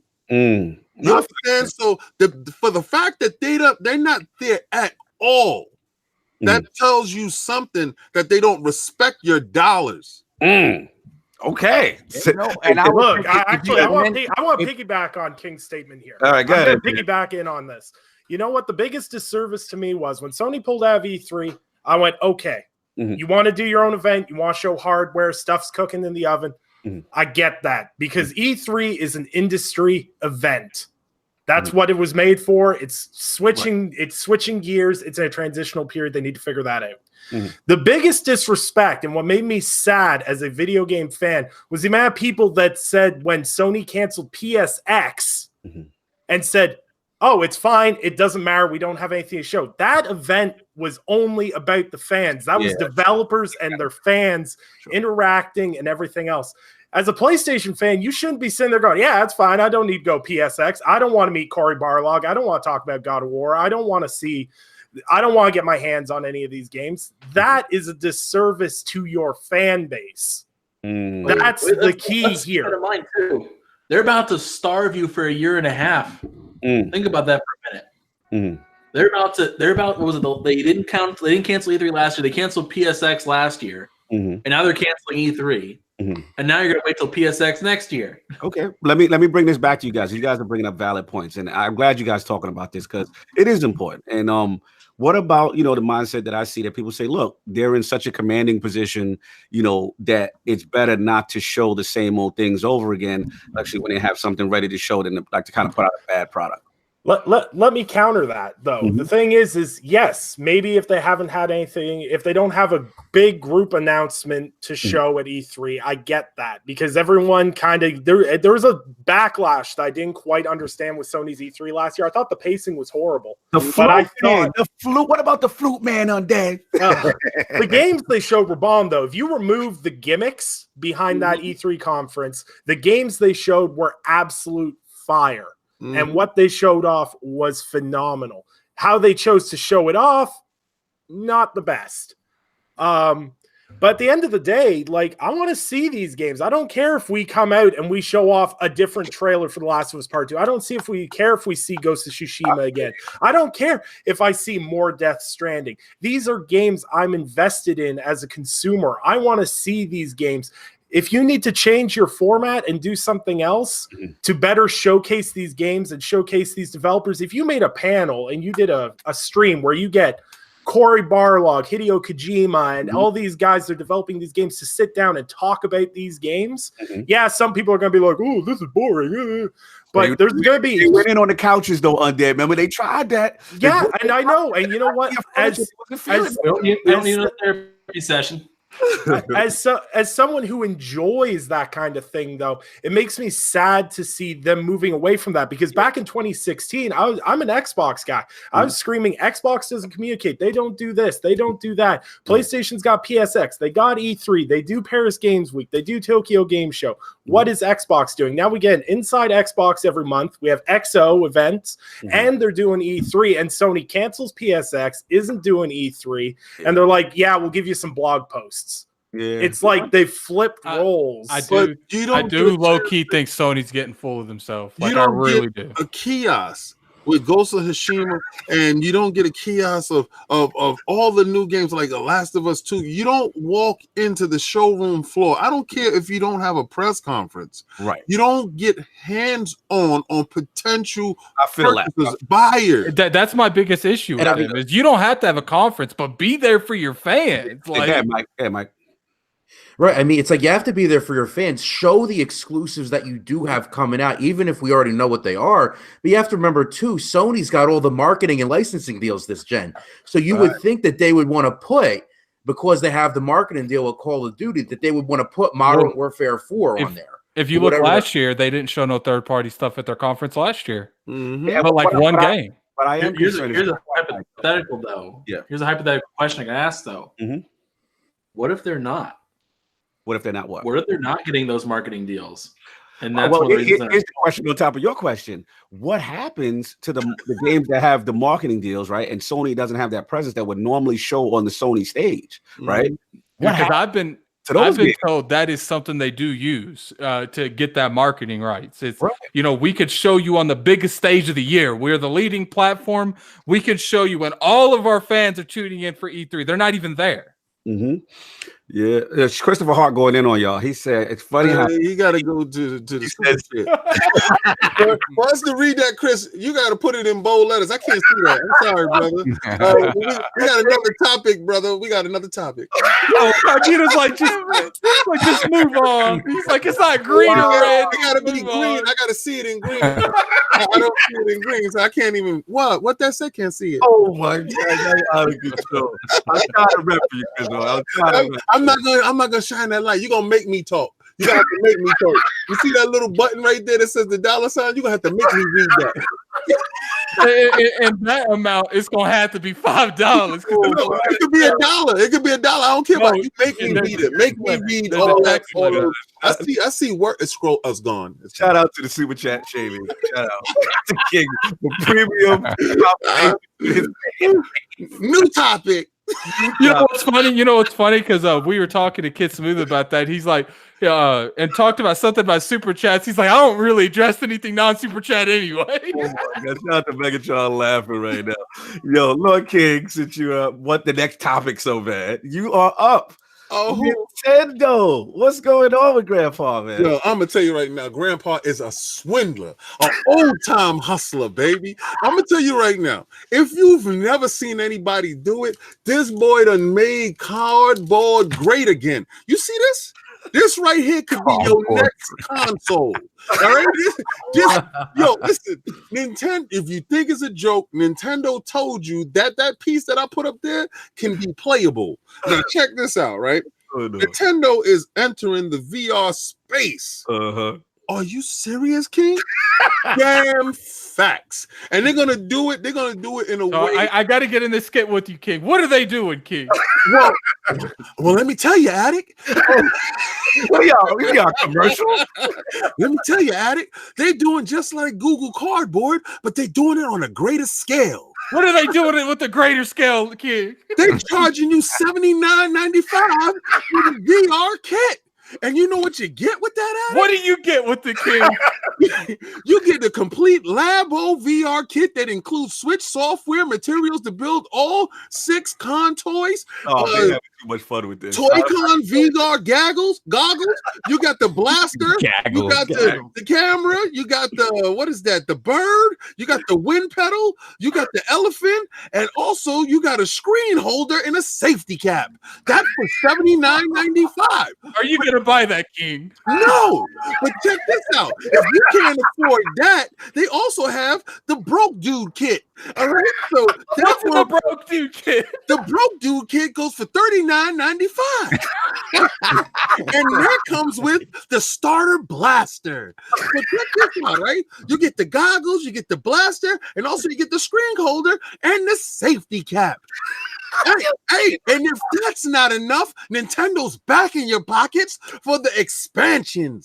Those expansions go for $19.95 each, and they all are cardboard. No, I'm telling you right now, what's going to happen? PlayStation's going to come out with their competing thing, the PlayStation goggles. Put your VR next to it. I want to bring this to the floor. Yo, they even tell you can turn off the fake VR in it because it's like a glorified well, everybody had a Viewmaster when they were small. Yes, yeah. All right. It's a glorified bro, you putting this on your eyes and you just clicking the button. Bro, I want to know how the hell are these guys doing this, and they're doing it. You're $79.95. They really putting this out there. Please, somebody help me, Sway. Help me. Oh my God. Yo, Saul, we ain't trying to cut it in our heads, Saul. My blood pressure is. We gotta pay the bills. Real quick, you gotta pay the bills for real quick. Oh, Nintendo's the only company that can literally sell people cardboard and they buy it. Fact. Shout out to Fastback. Look, you know what? I think we need a Patreon of King putting together a Labo. Word. Yo, shout out to Fastback OG with the $10 super chat. The console wars in chat to the bushes. Gaming is gaming no matter system, exclusive, third party, AAA, or indie. Hit that like button, share, and sub to the Iron Lords. Anthem, aka FTW. I won't make a comment on that Anthem thing just because you did a super chat. But if it wasn't a super chat, I would have said it's in the bushes. Hold on. I gotta get Undead, man. Undead with this. All right, you see, that's how you get your stuff read. Undead, where are you at with all right, so we all know why Labo's a thing. It's recycled Wii U boxes they couldn't sell. All right. So are you saying that's like the stuff? Oh, we ordered too much. Let's make it into a game. Look, the first thing I saw, I logged onto Twitter, and Jeffrey Grubb, shout out to him on Twitter. He said he has this tweet, and it's this guy. He's got the VR set on, and there's a cardboard duck on his head, and he's like, "Hey, Mom, look what's up this duck's butt!" Like, wow. Only Nintendo can sell you cardboard that you're gonna put your Switch in, strap it on your head to see a 720p 30 FPS game. Like, people are like, "Oh man, I can't use PSVR or HTC Vive to get motion sickness." Yeah, you gotta get real. That's what it is. It's what it is. It's like, how can you vomit the quickest with the Nintendo Lab? I got a serious question, King. Lord King, we need to have this answered right now. Is LordCognito and LordSovILP buying this? Yo, Sig, yo, Saul, they come out and like, yo, why is Cognito quiet? They I'm didn't like, y'all rock. I'm like, come on now. They didn't even purchase. Well, what they're doing is Hey, they're on Amazon right now, pre-ordering this. It is. No, I give it to Coming at King. our head, so. I give it to King. He went out there and bought Labo. He did that with his kid. I know Whoa, he no, I didn't. Oh, you didn't? I thought you got it. Oh, he's shaming you. He said you was a supporter.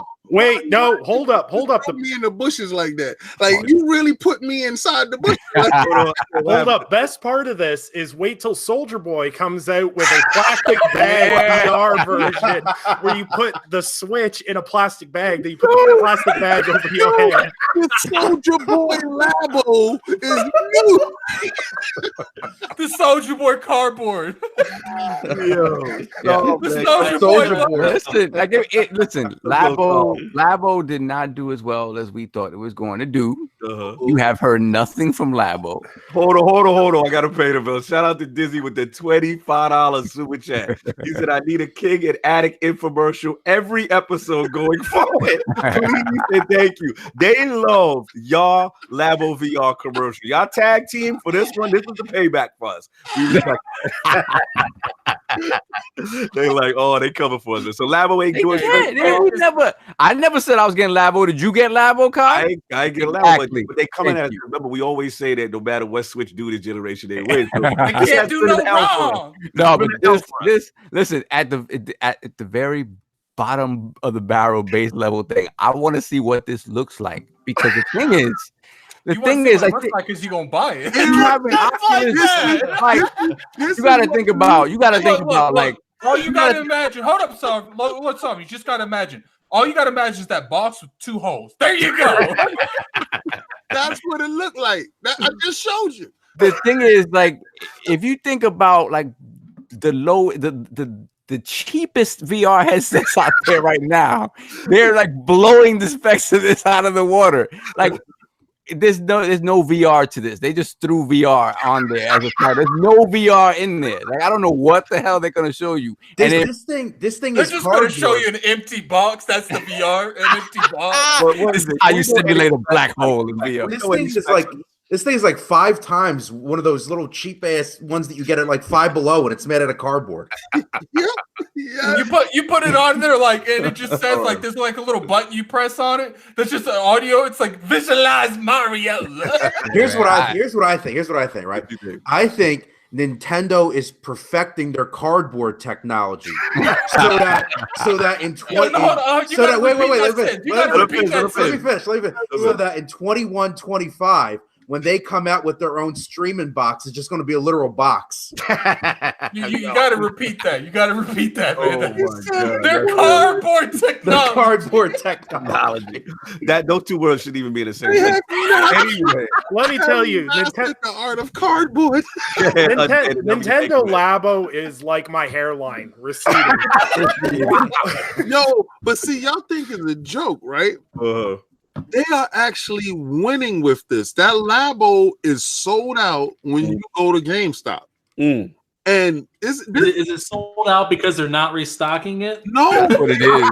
No, yo, listen, Anchor, they actually sell this stuff. It's actually being sold. There's little kids. That's because it's cardboard. One truck got stolen. It took the whole inventory. Yo, if you get wet, you gotta buy another one. Like little kids are actually walking around with the backpack on, and they're doing the punching. And I say this is absolutely ingenious.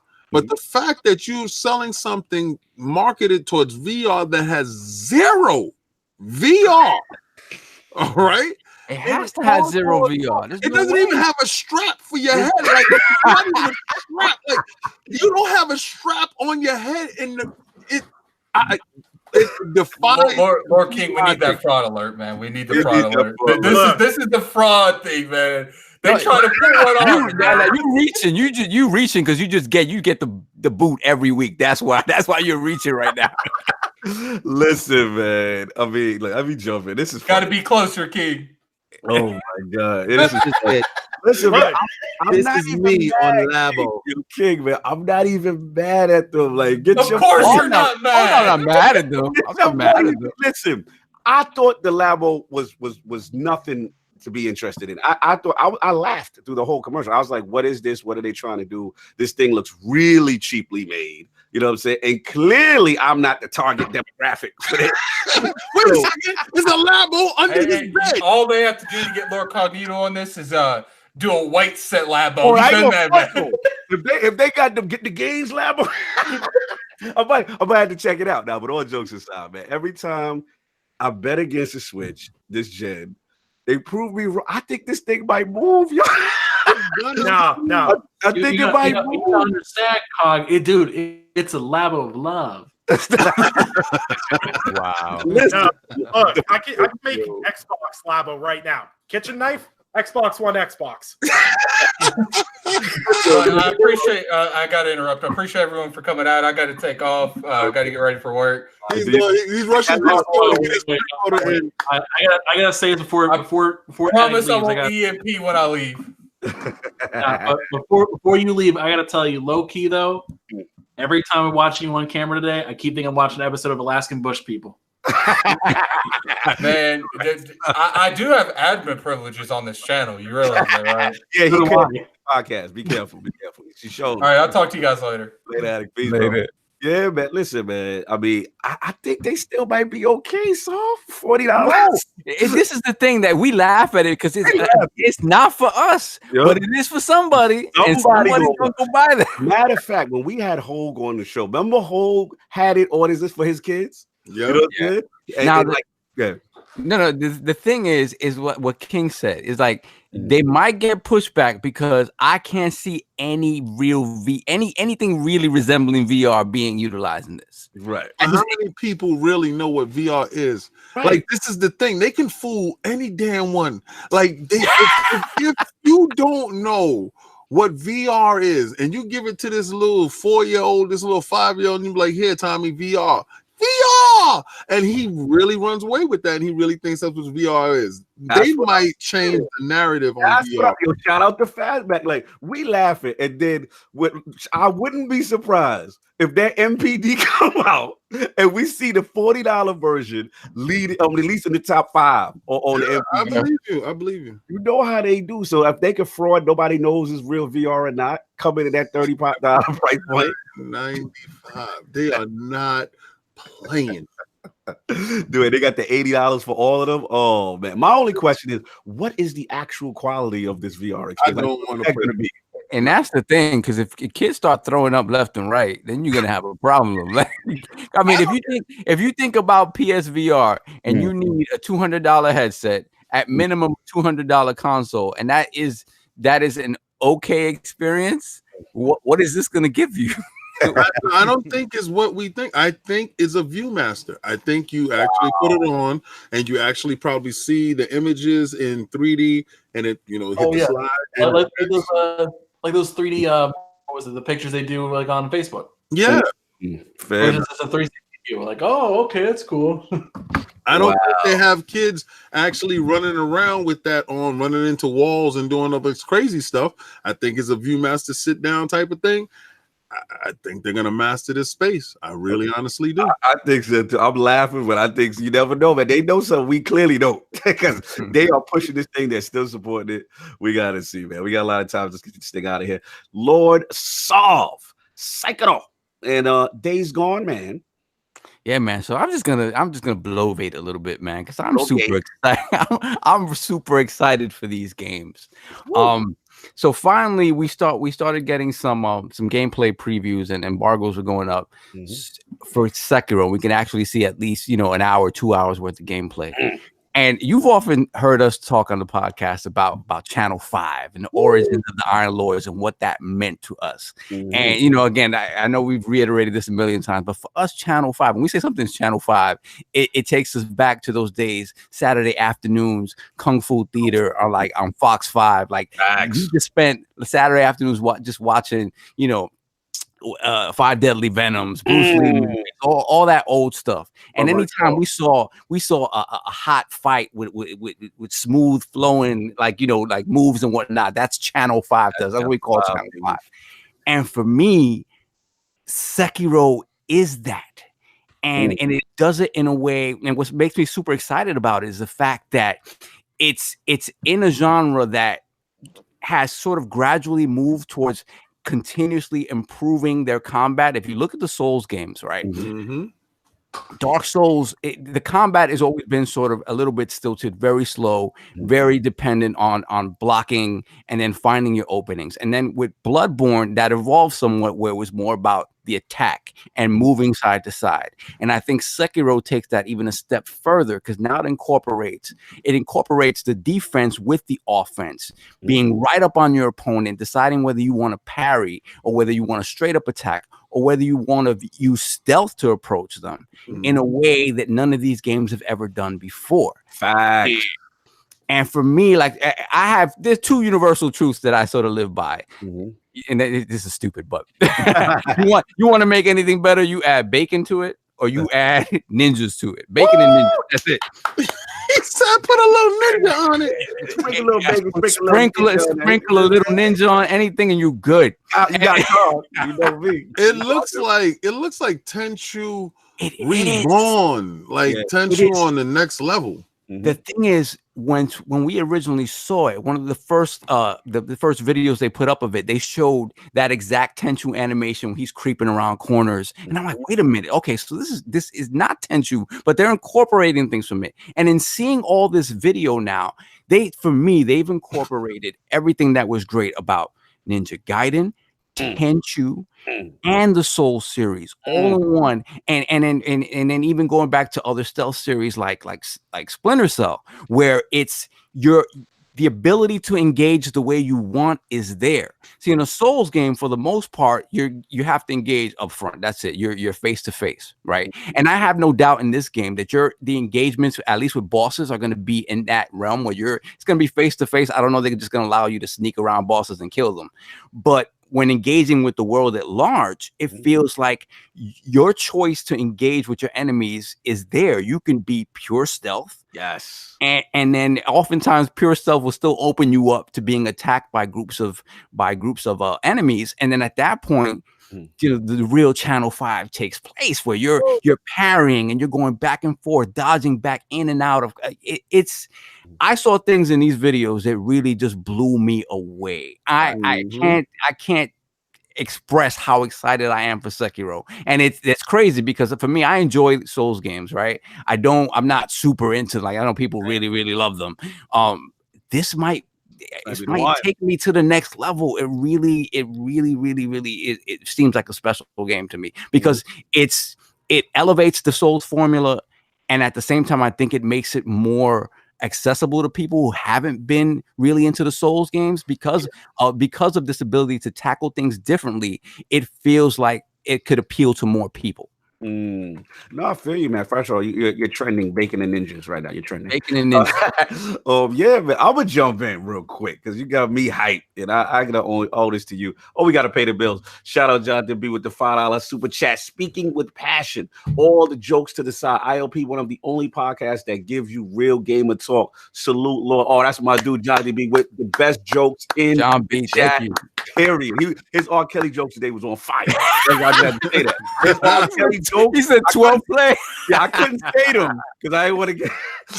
See, Jonathan B. If you want these real raunchy jokes to be shown, you found your conduit. Well, I want to actually shout out Unsolved, man. I blame you, man. Like I wasn't really checking for Sekiro like that. And then me and you talked actually last night, and we on the drive up. And shout out to Tim Dog, Megatron, and the crew. You know what I'm saying? Shout out to Lemon. You know what I'm saying? We had a good time last night. And I was like, all right, let me see what Solve talk about with the latest new stuff, right? Because in my mind, I'm like, okay, this is just Souls with a little, background switch, so to speak. So then I'm checking it, and I'm like, yo, shout out to Eurogamer. They got a good one out right now, and it was running on. I think it was running on the Pro. And bro, not only did it look good, the thing that surprised me was, like you said, it had the stealth. Then the traversal with the grappling hook. Oh my God. That made it real. So he's moving around the map. You can stealth, you can do all this stuff. So I'm like, okay, I had no idea stealth mechanics were actually in a Souls game. And it moves super fast, moves super fluid. The sword play, you got to be right, on timing with your strikes and stuff like that. The parry. I ain't gonna front, Solve. You got me on this, man, because I'm low key. I'll be frauding on them Souls games. It's not that the games are whack to me. It's just that, like, I've never been a fan of like the dark setting, and I didn't never like the characters. You throw in that feudal Japan, ninjas, grappling hook stuff. Now I'm in. You know what I'm saying? So I think I'm with you, man. And this more so than those other games.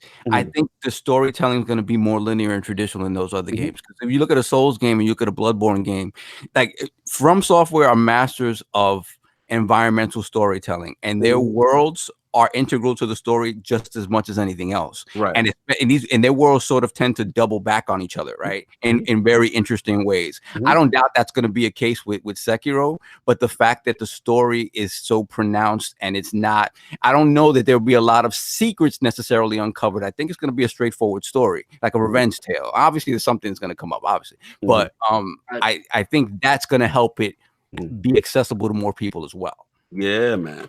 Yeah, like I said, that's really all that I get. Well, I was gonna say, what gets me about Sekiro is that it is the stealth aspect of it. Because the part that I hate about stealth games, at least ones that provide options to you, is they almost always favor the loud approach. Right. They almost always are geared towards that, and the stealth stuff's kind of like just an afterthought. Yeah. Like Assassin's Creed moved that direction. And I know for a fact Adam would agree with me on that. Like they move that direction. Where at first it was like, okay, it's geared more towards stealth, but you could largely just do it loud and proud and do what you got to do. But with Sekiro, because I always wanted a game where it was more like stealth is the preferred way to do it. You can fight them, but it's a pain in the ass, and they reward you more for doing it stealthily. Yeah, that's got me interested. That's got my foot in the door. Yeah, absolutely, man. What about Undead and Mike? Man, you guys got any inklings on Sekiro? Did anything change? Or you guys are still getting it, or no, I'm definitely getting it, man. I got a pre-order, and I typically don't like stealth games, but I mean, I'm not really that big of a Souls player. The only Souls game that I really got into and enjoyed was Bloodborne, but you know, just everything about this game, the traversal, the combat, the setting, the art style, something about it just kind of hooked me. And it's like, I really want to play it. Absolutely. Undead, where you at, man? I don't play From Software games. I don't typically like From Software games, but I got the Sekiro Collector's Edition on lock. Because baby, it's ninjas. Ninjas and bacon. Ninjas and bacon. Like, no, seriously, Sekiro is what I wanted From Software to do, because honestly, I think they're a very, very talented studio. They do amazing things with the Dark Souls series. I think Bloodborne was a really good breakout title of kind of changing their pace. Dark Souls 3 was them perfecting that formula. I think Sekiro is going to open them to an even wider audience, because they're showing we can do this, but we can also do this much more as well. And they are absolutely going to prove it's going to be one of the best games that releases this year. I absolutely believe that. And they're bringing back something from Demon Souls, which people may not remember, is the more times you die, it changes the NPCs around you. So it changes how the NPCs interact. And some NPCs, they even said in some of the previews that if you die too many times, certain NPCs and side quests will not be available to you because those NPCs will die. That's fire. That's fire. So you actually have to, it comes to a point, if you want to do a 100% run through of this game, you got to count your deaths and make sure that you're not dying stupidly doing things rambunctiously. So this is going to be one of those games where you got to pace yourself, take your time, and that's what From Software games are all about. That's what's up. Didn't realize that. King. All right, this is my joint is gonna be twofold. All right, when Phil was on stage and that game was shown, I was like, oh my god, the new Tenchu. I thought it was the new Tenchu. I'm losing my mind. And then it said From Software, and I automatically gave out a sigh of, oh boy. Here go your controller. Oh boy, here we go. Because I'm the one that played Bloodborne and couldn't get past the werewolf when you first started. And now I'm the one that played Dark Souls and was trying to figure out why is this dead guy here, and he was telling me something, but I died just like the dude right there. I'm that guy. I'm that guy that tries to play these Dark Souls games that send Soul of Redemption joint. I'm trying. My skill is not of that caliber for this. I need to just run in and shoot stuff up and bang stuff out. Pause. And all right, so now this is what we used to do back in our 10 days. We used to give the controller to Cognito and Sovereign. Right, and we all sit in the dark eating popcorn, watching them play, and they will go and Sinister, and they would sneak around corners and hide in the bush. Watch out, the dog! And we'd be in the background, and it'd be like a Channel 5 movie, and they'd be killing people, and so that's why my skill of that game never grew. So at one point, I was super elated. Right. And then when I saw it said From Software, that was it. I said, there goes my game in the bushes. Oh, right. So I'm gonna say this, right? I hope it makes it to Game Pass. I really hope it does, because it's another game like Neo, the Neo game that was for PlayStation, right? Yep. Now this let me know if I'm right or wrong here. But I know Souls games making it onto the Xbox platform was a huge thing. Right. And the fact that this game is coming day and day to an Xbox and a PlayStation platform, I don't know if it's launched on PC the same day. That's a huge thing. For those people that love this type of break your controller, I don't know what I'm going to do with my life next type of game. For me, the fact that From Software is on the develop, I can't buy this game. But I love that, just their name, their presence of difficulty alone. I would watch a streamer play it. I would admire it from a distance.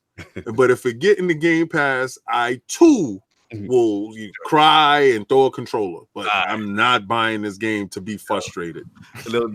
Also, we got Kiss Moon. He definitely doing that Sekiro challenge, just like he did. That's right. So he's got that going on. And then we got one more. What's that? That Days Gone, man. Yeah, man. So Days Gone was a game that when it was initially shown in 2016, a lot of people sort of just laughed it out of the building. It wasn't necessarily a good showing, and it looked like it was a cookie cutter sort of zombie game. A cookie cutter zombie game that was trying to capitalize on the zombie craze. And it was sort of what many people felt was a weird game to sort of promote on the Sony side, with the humongous shadow of Last of Us 2 sort of looming. It didn't make sense to sort of be promoting this type of game and to be putting this type of game out. So now 3 years later, the game's gone gold. It's releasing in April, and we've finally been able to get, I guess, the embargo lifted on a few hours of initial gameplay. And I have to say, for the most part, the previews that I've seen, everyone who had an initial trepidation about this game is saying this game is probably going to be good, maybe great. And it speaks to a couple of things, right? It speaks to things that we've always given Sony credit for, which is sticking with properties and with games that people, maybe their initial releases aren't the greatest, and then they allow them to flourish and become great. And the fact that they didn't sort of tell Ben to go back to the drawing board and maybe this is not a route that we want to take, and they allowed them to continue to make this game and polish it to the point that it's now something that some people are super excited for its release. I think it's great, and I think it's interesting. And as for me, I was one of those that was really on. I was down on it. I said, this doesn't feel like anything super interesting. Right. It just doesn't feel like it feels like a real cookie cutter take on the Sony formula. Right. And then seeing some of this preview stuff, I'm like, wow, maybe they made the combat deeper. They've allowed you to now choose how you engage things, much in the same way like Sekiro. Like you can do things stealthily, you can do things sort of blowing everything up. And then the crafting mechanic and the sort of the economy and sort of upgrading of your weapons and stuff like that seems like it's refined in a way that's very cool. That again, it wasn't something that they necessarily were able to explain properly when they first talked about the game. In addition to that, the whole thing about the freakers, the zombies that are in the game, the way that you freakers. Sound like they got on tube tops. Yeah. So apparently they've expanded. I know one thing that people thought was cool when they initially talked about the game was how you could sort of funnel them into these choke points and try to kill them. There was some sort of strategy involved in that. And I think that whole thing, yeah. So I think that whole thing they've sort of expanded on, and honestly, like pretty much every single preview that I've seen has turned on the game. Turned in a positive way. Yeah. In a positive way, yeah. Yeah. Let's get in, man. Where you at? Days Gone, man. I want to say, first of all, you're welcome. I got you guys the lead from Days Gone live on the show, Mr. Undead. Oh, I didn't know he was the lead. Oh, he's the lead. Okay, just because every generic white guy with a beard, like, come on now. Wow. and he still has the best porno name in the business. Oh, yeah, deep in Y'all are out of control. Can't say that, don't. Yeah, man. So hey, where you at with this, man? Does it interest you a little bit more, or you weren't really messing with it? Where you at with Days Gone? It's a zombie game. I don't care. In the bushes. Oh, wow. All right. There you go. I don't play zombie games. Wait a minute. Fallout is ostensibly a zombie game. Like it's zombies running around Fallout. No. I'm talking about zombies are the only enemy type in this game. No, you can call them freakers. You can call them whatever you want. They're zombies. They play like zombies. They got other human groups and stuff you got to fight against. Nah, it's a zombie game. No, not of interest. Mike P. The Truth. Where we at? Man, I just finished Resident Evil 2. I got to go back to State of Decay 2 still. Bushes. Oh, wow, really? Just because it's zombie, you just gotta get away from the zombies, or you just fatigue? I'm just, honestly, I didn't see the new gameplay for it. It's just that I don't know. I just gotta want to cool it on the zombies for a little bit. I feel you. I was done with zombies back in 2012. I made this decision a long time ago. The lead of Days Gone, Undead. While we in there, I'm in Days Gone day one. There's a couple of reasons for this. Days Gone is a zombie game, so I'm there day one. Unlike Mike and Ivan, I 100% zombie games. I play them, I buy them. Like one of my favorite games of this generation is State of Decay 2. Okay, like the amount of fun I had with friends and the amount of time I put into that game, the fact that I still boot that game up at least once a week to dive in and have some more fun. I love zombie games. I love Sony Bend. They have a pedigree with the Siphon Filter series. They did an amazing Uncharted Vita title. Their pedigree speaks volumes for who they are. The fact they've been working on this game for like 6-7 years, I'm very excited to see what they're going to do with it. They have settled some worries I had. There were some things about the game that kind of made me go, really? That's a weird design choice, because it was like a really super serious setting they were trying to sell, and then they had him on the motorcycle, and I'm like, so if they're attracted to noise and I'm driving around on a motorcycle, like, I've got questions. But they seem to have ironed out the character. They seem to have ironed out what this game is, which is very important. I think what they really need to do before they launch this game, though, is they really need to sell people that this isn't The Last of Us. Because they've done a really poor job prior to the most recent previews at showing what this game does differently than The Last of Us. Because the thing is with The Last of Us, you had to focus, okay, I've got 3 clickers, 2 bullets, and 1 brick. How am I going to get through this? Right. Whereas with this game, you're still going to need to do resource management and everything else, but you're going to run into hordes where you're facing like thousands of these things, right?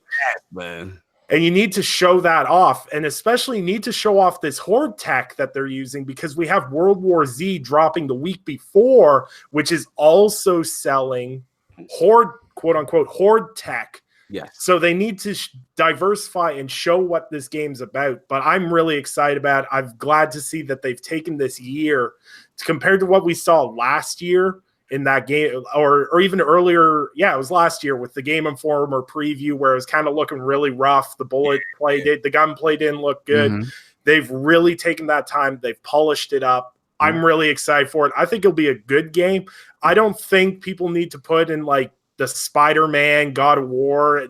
Not every game's going to hit that level, but I think this is going to be a really solid, good game. I hear you on that. Lord King, man, Days Gone. Where you at, bro?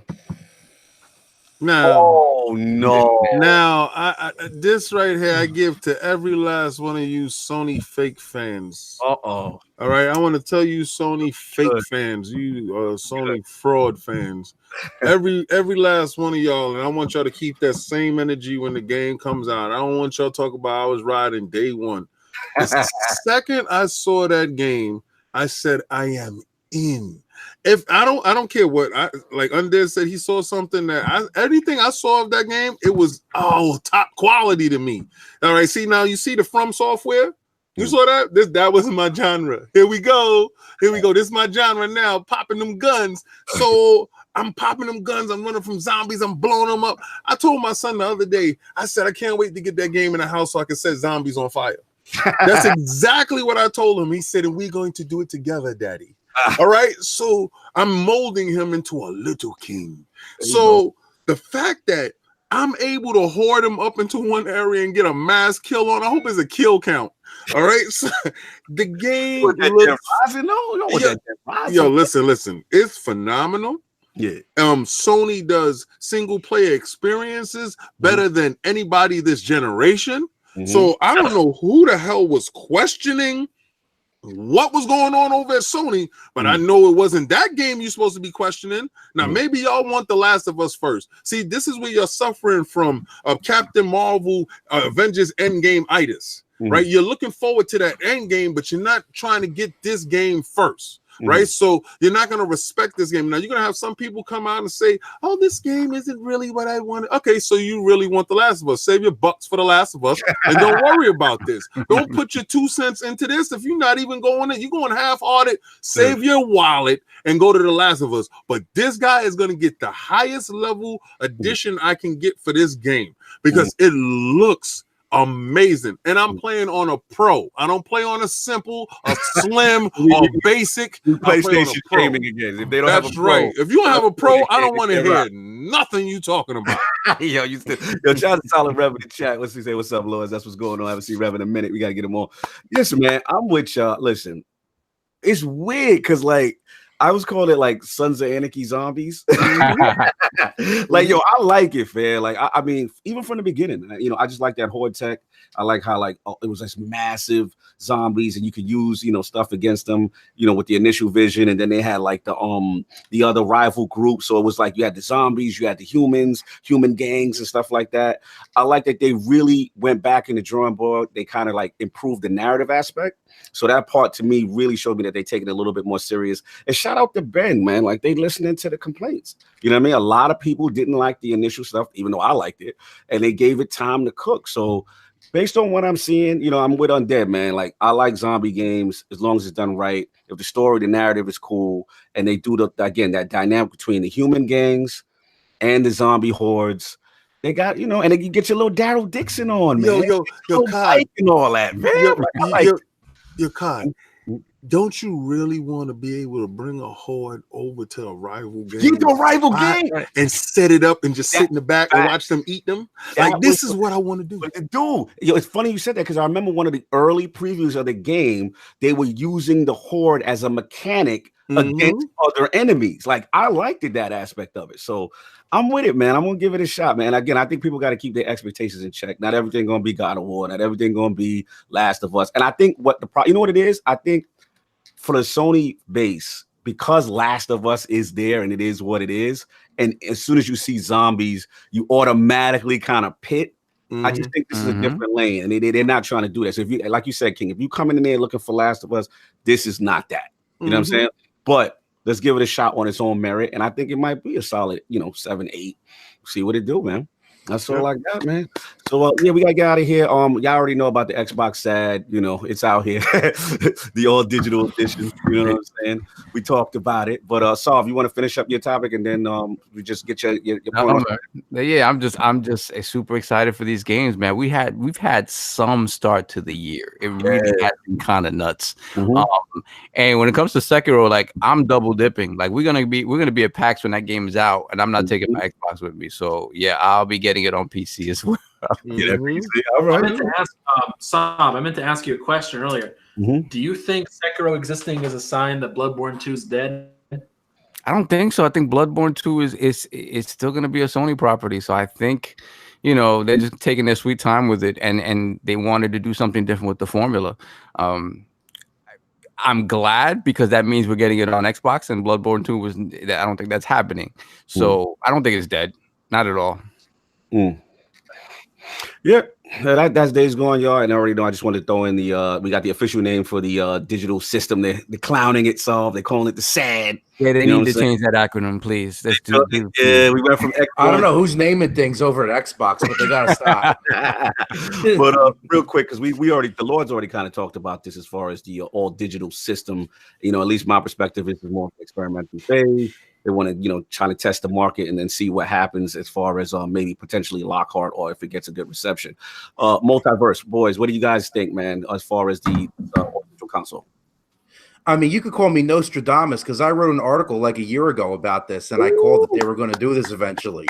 So, I mean, it's inevitable. And I mean, if there's a way that they come out with an all-digital console and whatever cost savings they have from that, sell it at a cheaper price, help them move more units, I think it's a no-brainer for them. If people are out there crapping on it on social media. Nobody's saying you have to buy it. It's just an option. They corrected us. They're saying it's not the SAD. It's the Xbox Sade, SADE. Baby, they said we got it on. We got to throw that E on for Sade. Put some respect on it. Smooth operator. I'm done. Taboo. I'm done. Yo, Undead and Anchor, man. Where you at, man? Xbox Sade. Ivan, you want to go? No, you go ahead. All right. I don't know. It's options. I got an X. I really don't care about having another Xbox. I'm past that point. Options are good. People can buy whatever they want to buy. A digital-only console makes sense. I would have loved to have seen them do something with the X, do a discless X, make it cheaper. That would have been... because we've seen it in NPDs. NPD's data stating that Pros and X's are the ones that are moving really well. So if they made a discless X or a Pro, I'd understand that a bit more. I think it's just options, and they're testing the waters on, can we sell people a digital-only console? Will people buy that? Yeah, facts. Anchor, I'm going to let you close it out. I think it really just... because if it's like a little bit cheaper, like if it's like you can buy like an S, you can buy an S for what, $300, something like that, new. Yeah. And if it's not going to be significantly cheaper, it's not going to really matter. Right. So if they can put something out there, they can say like, what was that? No, I'm sorry. You think it's got to be significantly. So like, give me a price point that you think it could work. Like if this thing's under $200. Like $179.99 for that Xbox Sade. $179.99. Right now, what's the S right now, y'all? What's the S right now? Like $250. That's still too much. Yeah, they gotta bring it. $250. But you get it for $179.95. On a Black Friday, you bust that down to like a $150, and the dog get them in, get them out type of thing.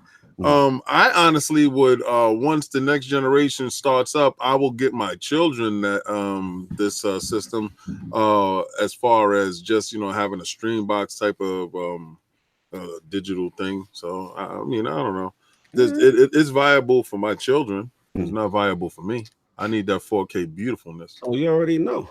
So that's what you got. That's what you got on the price point, Hank, right? Yeah, it's got to be significantly cheaper to be worth our time. There we go. Y'all heard it from the fans. Get that Sade price down. We in there. So let's wrap this out of here, man. New ILP poll this week with the recent PS4 firmware announcement allowing remote play functionality to iOS phones and tablets. Do you think this will eventually lead to Sony adopting a more aggressive streaming approach with PS Now? The choices are A, no, remote play has existed for years. PlayStation Now will remain the same. B, yes, similar to xCloud, PlayStation Now will evolve to any device. Or C, I don't care. I'm not interested unless I get that PS Now on my toaster. Those are the choices. Please rock the ILP vote when it goes up. Lords of the Multiverse, an absolute pleasure to have you in the realm. Where can the fine people find you? What do you have going on? Let's start with Lord Anchorman. All right, so you can find me personally at Anchorman V2 on pretty much every single platform, Xbox, PlayStation. If you want my Switch social security number, you know how to hit me up on Twitter. You can find me on Instagram, Twitter, whatever, Anchorman V2. It's all the same. If you want to follow the Multiverse Show and watch us and that kind of stuff, you can go find us on YouTube at Multiverse Show, or you can find us on Twitter also at Multiverse Show. No space for that one. We are going live tomorrow at 8 p.m. Eastern. So as we normally do Mondays, who knows? You gonna talk about if they change all these release dates, what? You gonna talk about that Captain Marvel? Maybe I might go see that later today. I know that I know James has seen it, and I know that Sam has seen it. Oh, so you got to see it. Okay. Yeah, so I got to see if I can make it out today to go see it or not. No doubt. Still kind of personally. Absolute pleasure to have the Multi Bros in the building. Lord Mike P. the Truth with his debut, the dawn of the Legion, the Gaming Gambino. Yes, indeed. My man, what's going on, man? Where can the fine people find you, bro? All right, guys. So you can find me writing opinion pieces for the Inner Circle at tickgamesnetwork.com. Pretty much every gaming platform at Mike P. the Truth. Kind of like what Ivan said. If you want my Switch international phone number, just DM me. And on Twitter at the Truth of Mike P. Woo, the truth. I love that name.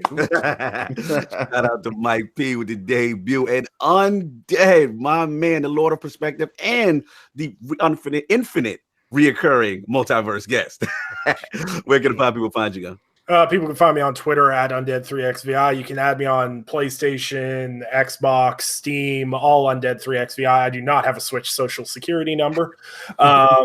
You can find anything I write, opinions, pieces, news, everything else at tickgamesnetwork.com, and the Gaming Perspective podcast every Saturday night at 8 p.m. Eastern Standard Time. No doubt. You already know Lord Addict is in the bushes at work, so we won't shout him out right now. Lord Solve, what's going on, man? Where can the fine people find you, man? Everybody can find me on Twitter at LordSovILP and PSN Xbox Live at BX Sovereign. Big shout out to you guys in Multiverse, man. Pleasure to have you guys finally, at least some of you on. Some of you, all right? Got half the panel at least. At least. Oh, no, we got the whole panel. You guys be forced out. For real. 7-hour show. 7 hours. I was saying at that point, no doubt. So I'm Lord of the Iron Bank. Lord King out here, Labo shaming. No nerve. Yo, check this out, right? So y'all see that giant statue over there, right? Y'all see that Voltron, right? It's a huge statue. I will have my son stand next to it, but he's upstairs playing games. This week on King of the Statues, every Wednesday, 7 a.m. Eastern Standard Time. You're going to see this week, I'm going to debut a new series in the King of the Statues format. It's going to be our versus series. It's going to be a statue versus another statue. Might be a line versus another line. But this week, I'm debuting 4 statues. Oh, we getting 4. You're getting 4. I mean, I got a lot of boxes, so I gotta shake it up. I gotta shake it up, people. All right. But 4 statues, 4 epic statues, 4 statues that's going to yank at your childhood. I had somebody DM me and told me that Voltron made them cry when they heard the music, and he was like, lit. So yeah, he's like, where can I get it and how can I get it? I said, brother, it is sold out, and with 1,400, if you're gonna get it aftermarket, you could probably get it for $2,000 on eBay if somebody is selling it to you. But also, Combat Talk with the King this week. Combat Talk with it comes out when I wanna. All right, when I want to watch a fight, is a fight worth my time? This weekend you had Sean Porter versus Ugas. I thought Ugas was gonna beat him. I watched the fight. Ugas did beat him, but did he get the victory? No, he didn't get the victory because Ugas is not managed by Al Heyman, and Sean Porter is, and they need Sean Porter to fight somebody else to lose with somebody with a name. All right, so I would have told you that anyway. If Ugas didn't knock him out, then Ugas was not going to win the belt. It was the UFC fight this weekend. Cognito and Sovereign can attest to that. Eric Lewis in the bushes. He got smoked out here. DeSantos did his dizzle. Yeah, shout out to Sagano. Yeah, it was definitely good. Returns. Yeah, it was definitely worthwhile. But catch us at lordsofgaming.net. Catch us at the last word on Fridays. Oh, said the name. I said it right. I said it right, and I've been practicing. No doubt, man. Shout out to you, Bontas, on that, man. You already know what it is, man. LordCognito, shout out again to the Lords of the Multiverse. Finally got a chance to get this thing done. Hit that like, subscribe, all that, notification gang, all that. You already know the timestamps and the audio will be up by my man Lloyd Kaibatsu. Hopefully later tonight, tomorrow morning, the latest, and the links will be on that. Make sure you please check out lordsofgaming.net, all your latest gaming news, a lot of walkthroughs, a lot of stuff going out. And yeah, man, some of the hottest riders up and coming in the game trying to get their pieces to you. So please support them when they can. Shout out to the stream team, Lord Sonaldo, El Boogie in the chat. I saw you. And old school style, MJ's a boss, and Lord Delapo. We're going to be still streaming. And actually, Lord Addict a little bit now. He's got his PC. So he will be a little bit more active now. And check out for that Dream Daddy challenge that he has to do. So that's going to be up there. It's going to be absolutely hilarious. The beard will be in the game. King of Statues number 3, like King said. No, that's 4. Number 4 is coming, but number 3 is out there. I want to give you that proper light on number 3. You know what I'm saying? It was really spectacular. If you want a piece of your childhood, please check it out. He's got one video of the unboxing, another video of a breakdown of the piece. It's fantastically done. Music is great. And he's got the best intro beat in the business. So please support my brother, Lord King, out there. And you already know Ebontis, number 52, last word is up. Getting into that Destiny Division and Anthem Looter Shooter talk. You already know Division is coming, so we had to talk about that as well. Everybody, enjoy your Sunday. If anybody got anything else, we're good. All right. Wait. There's more. No, I'm just joking. See you later. Enjoy your Sundays. Peace.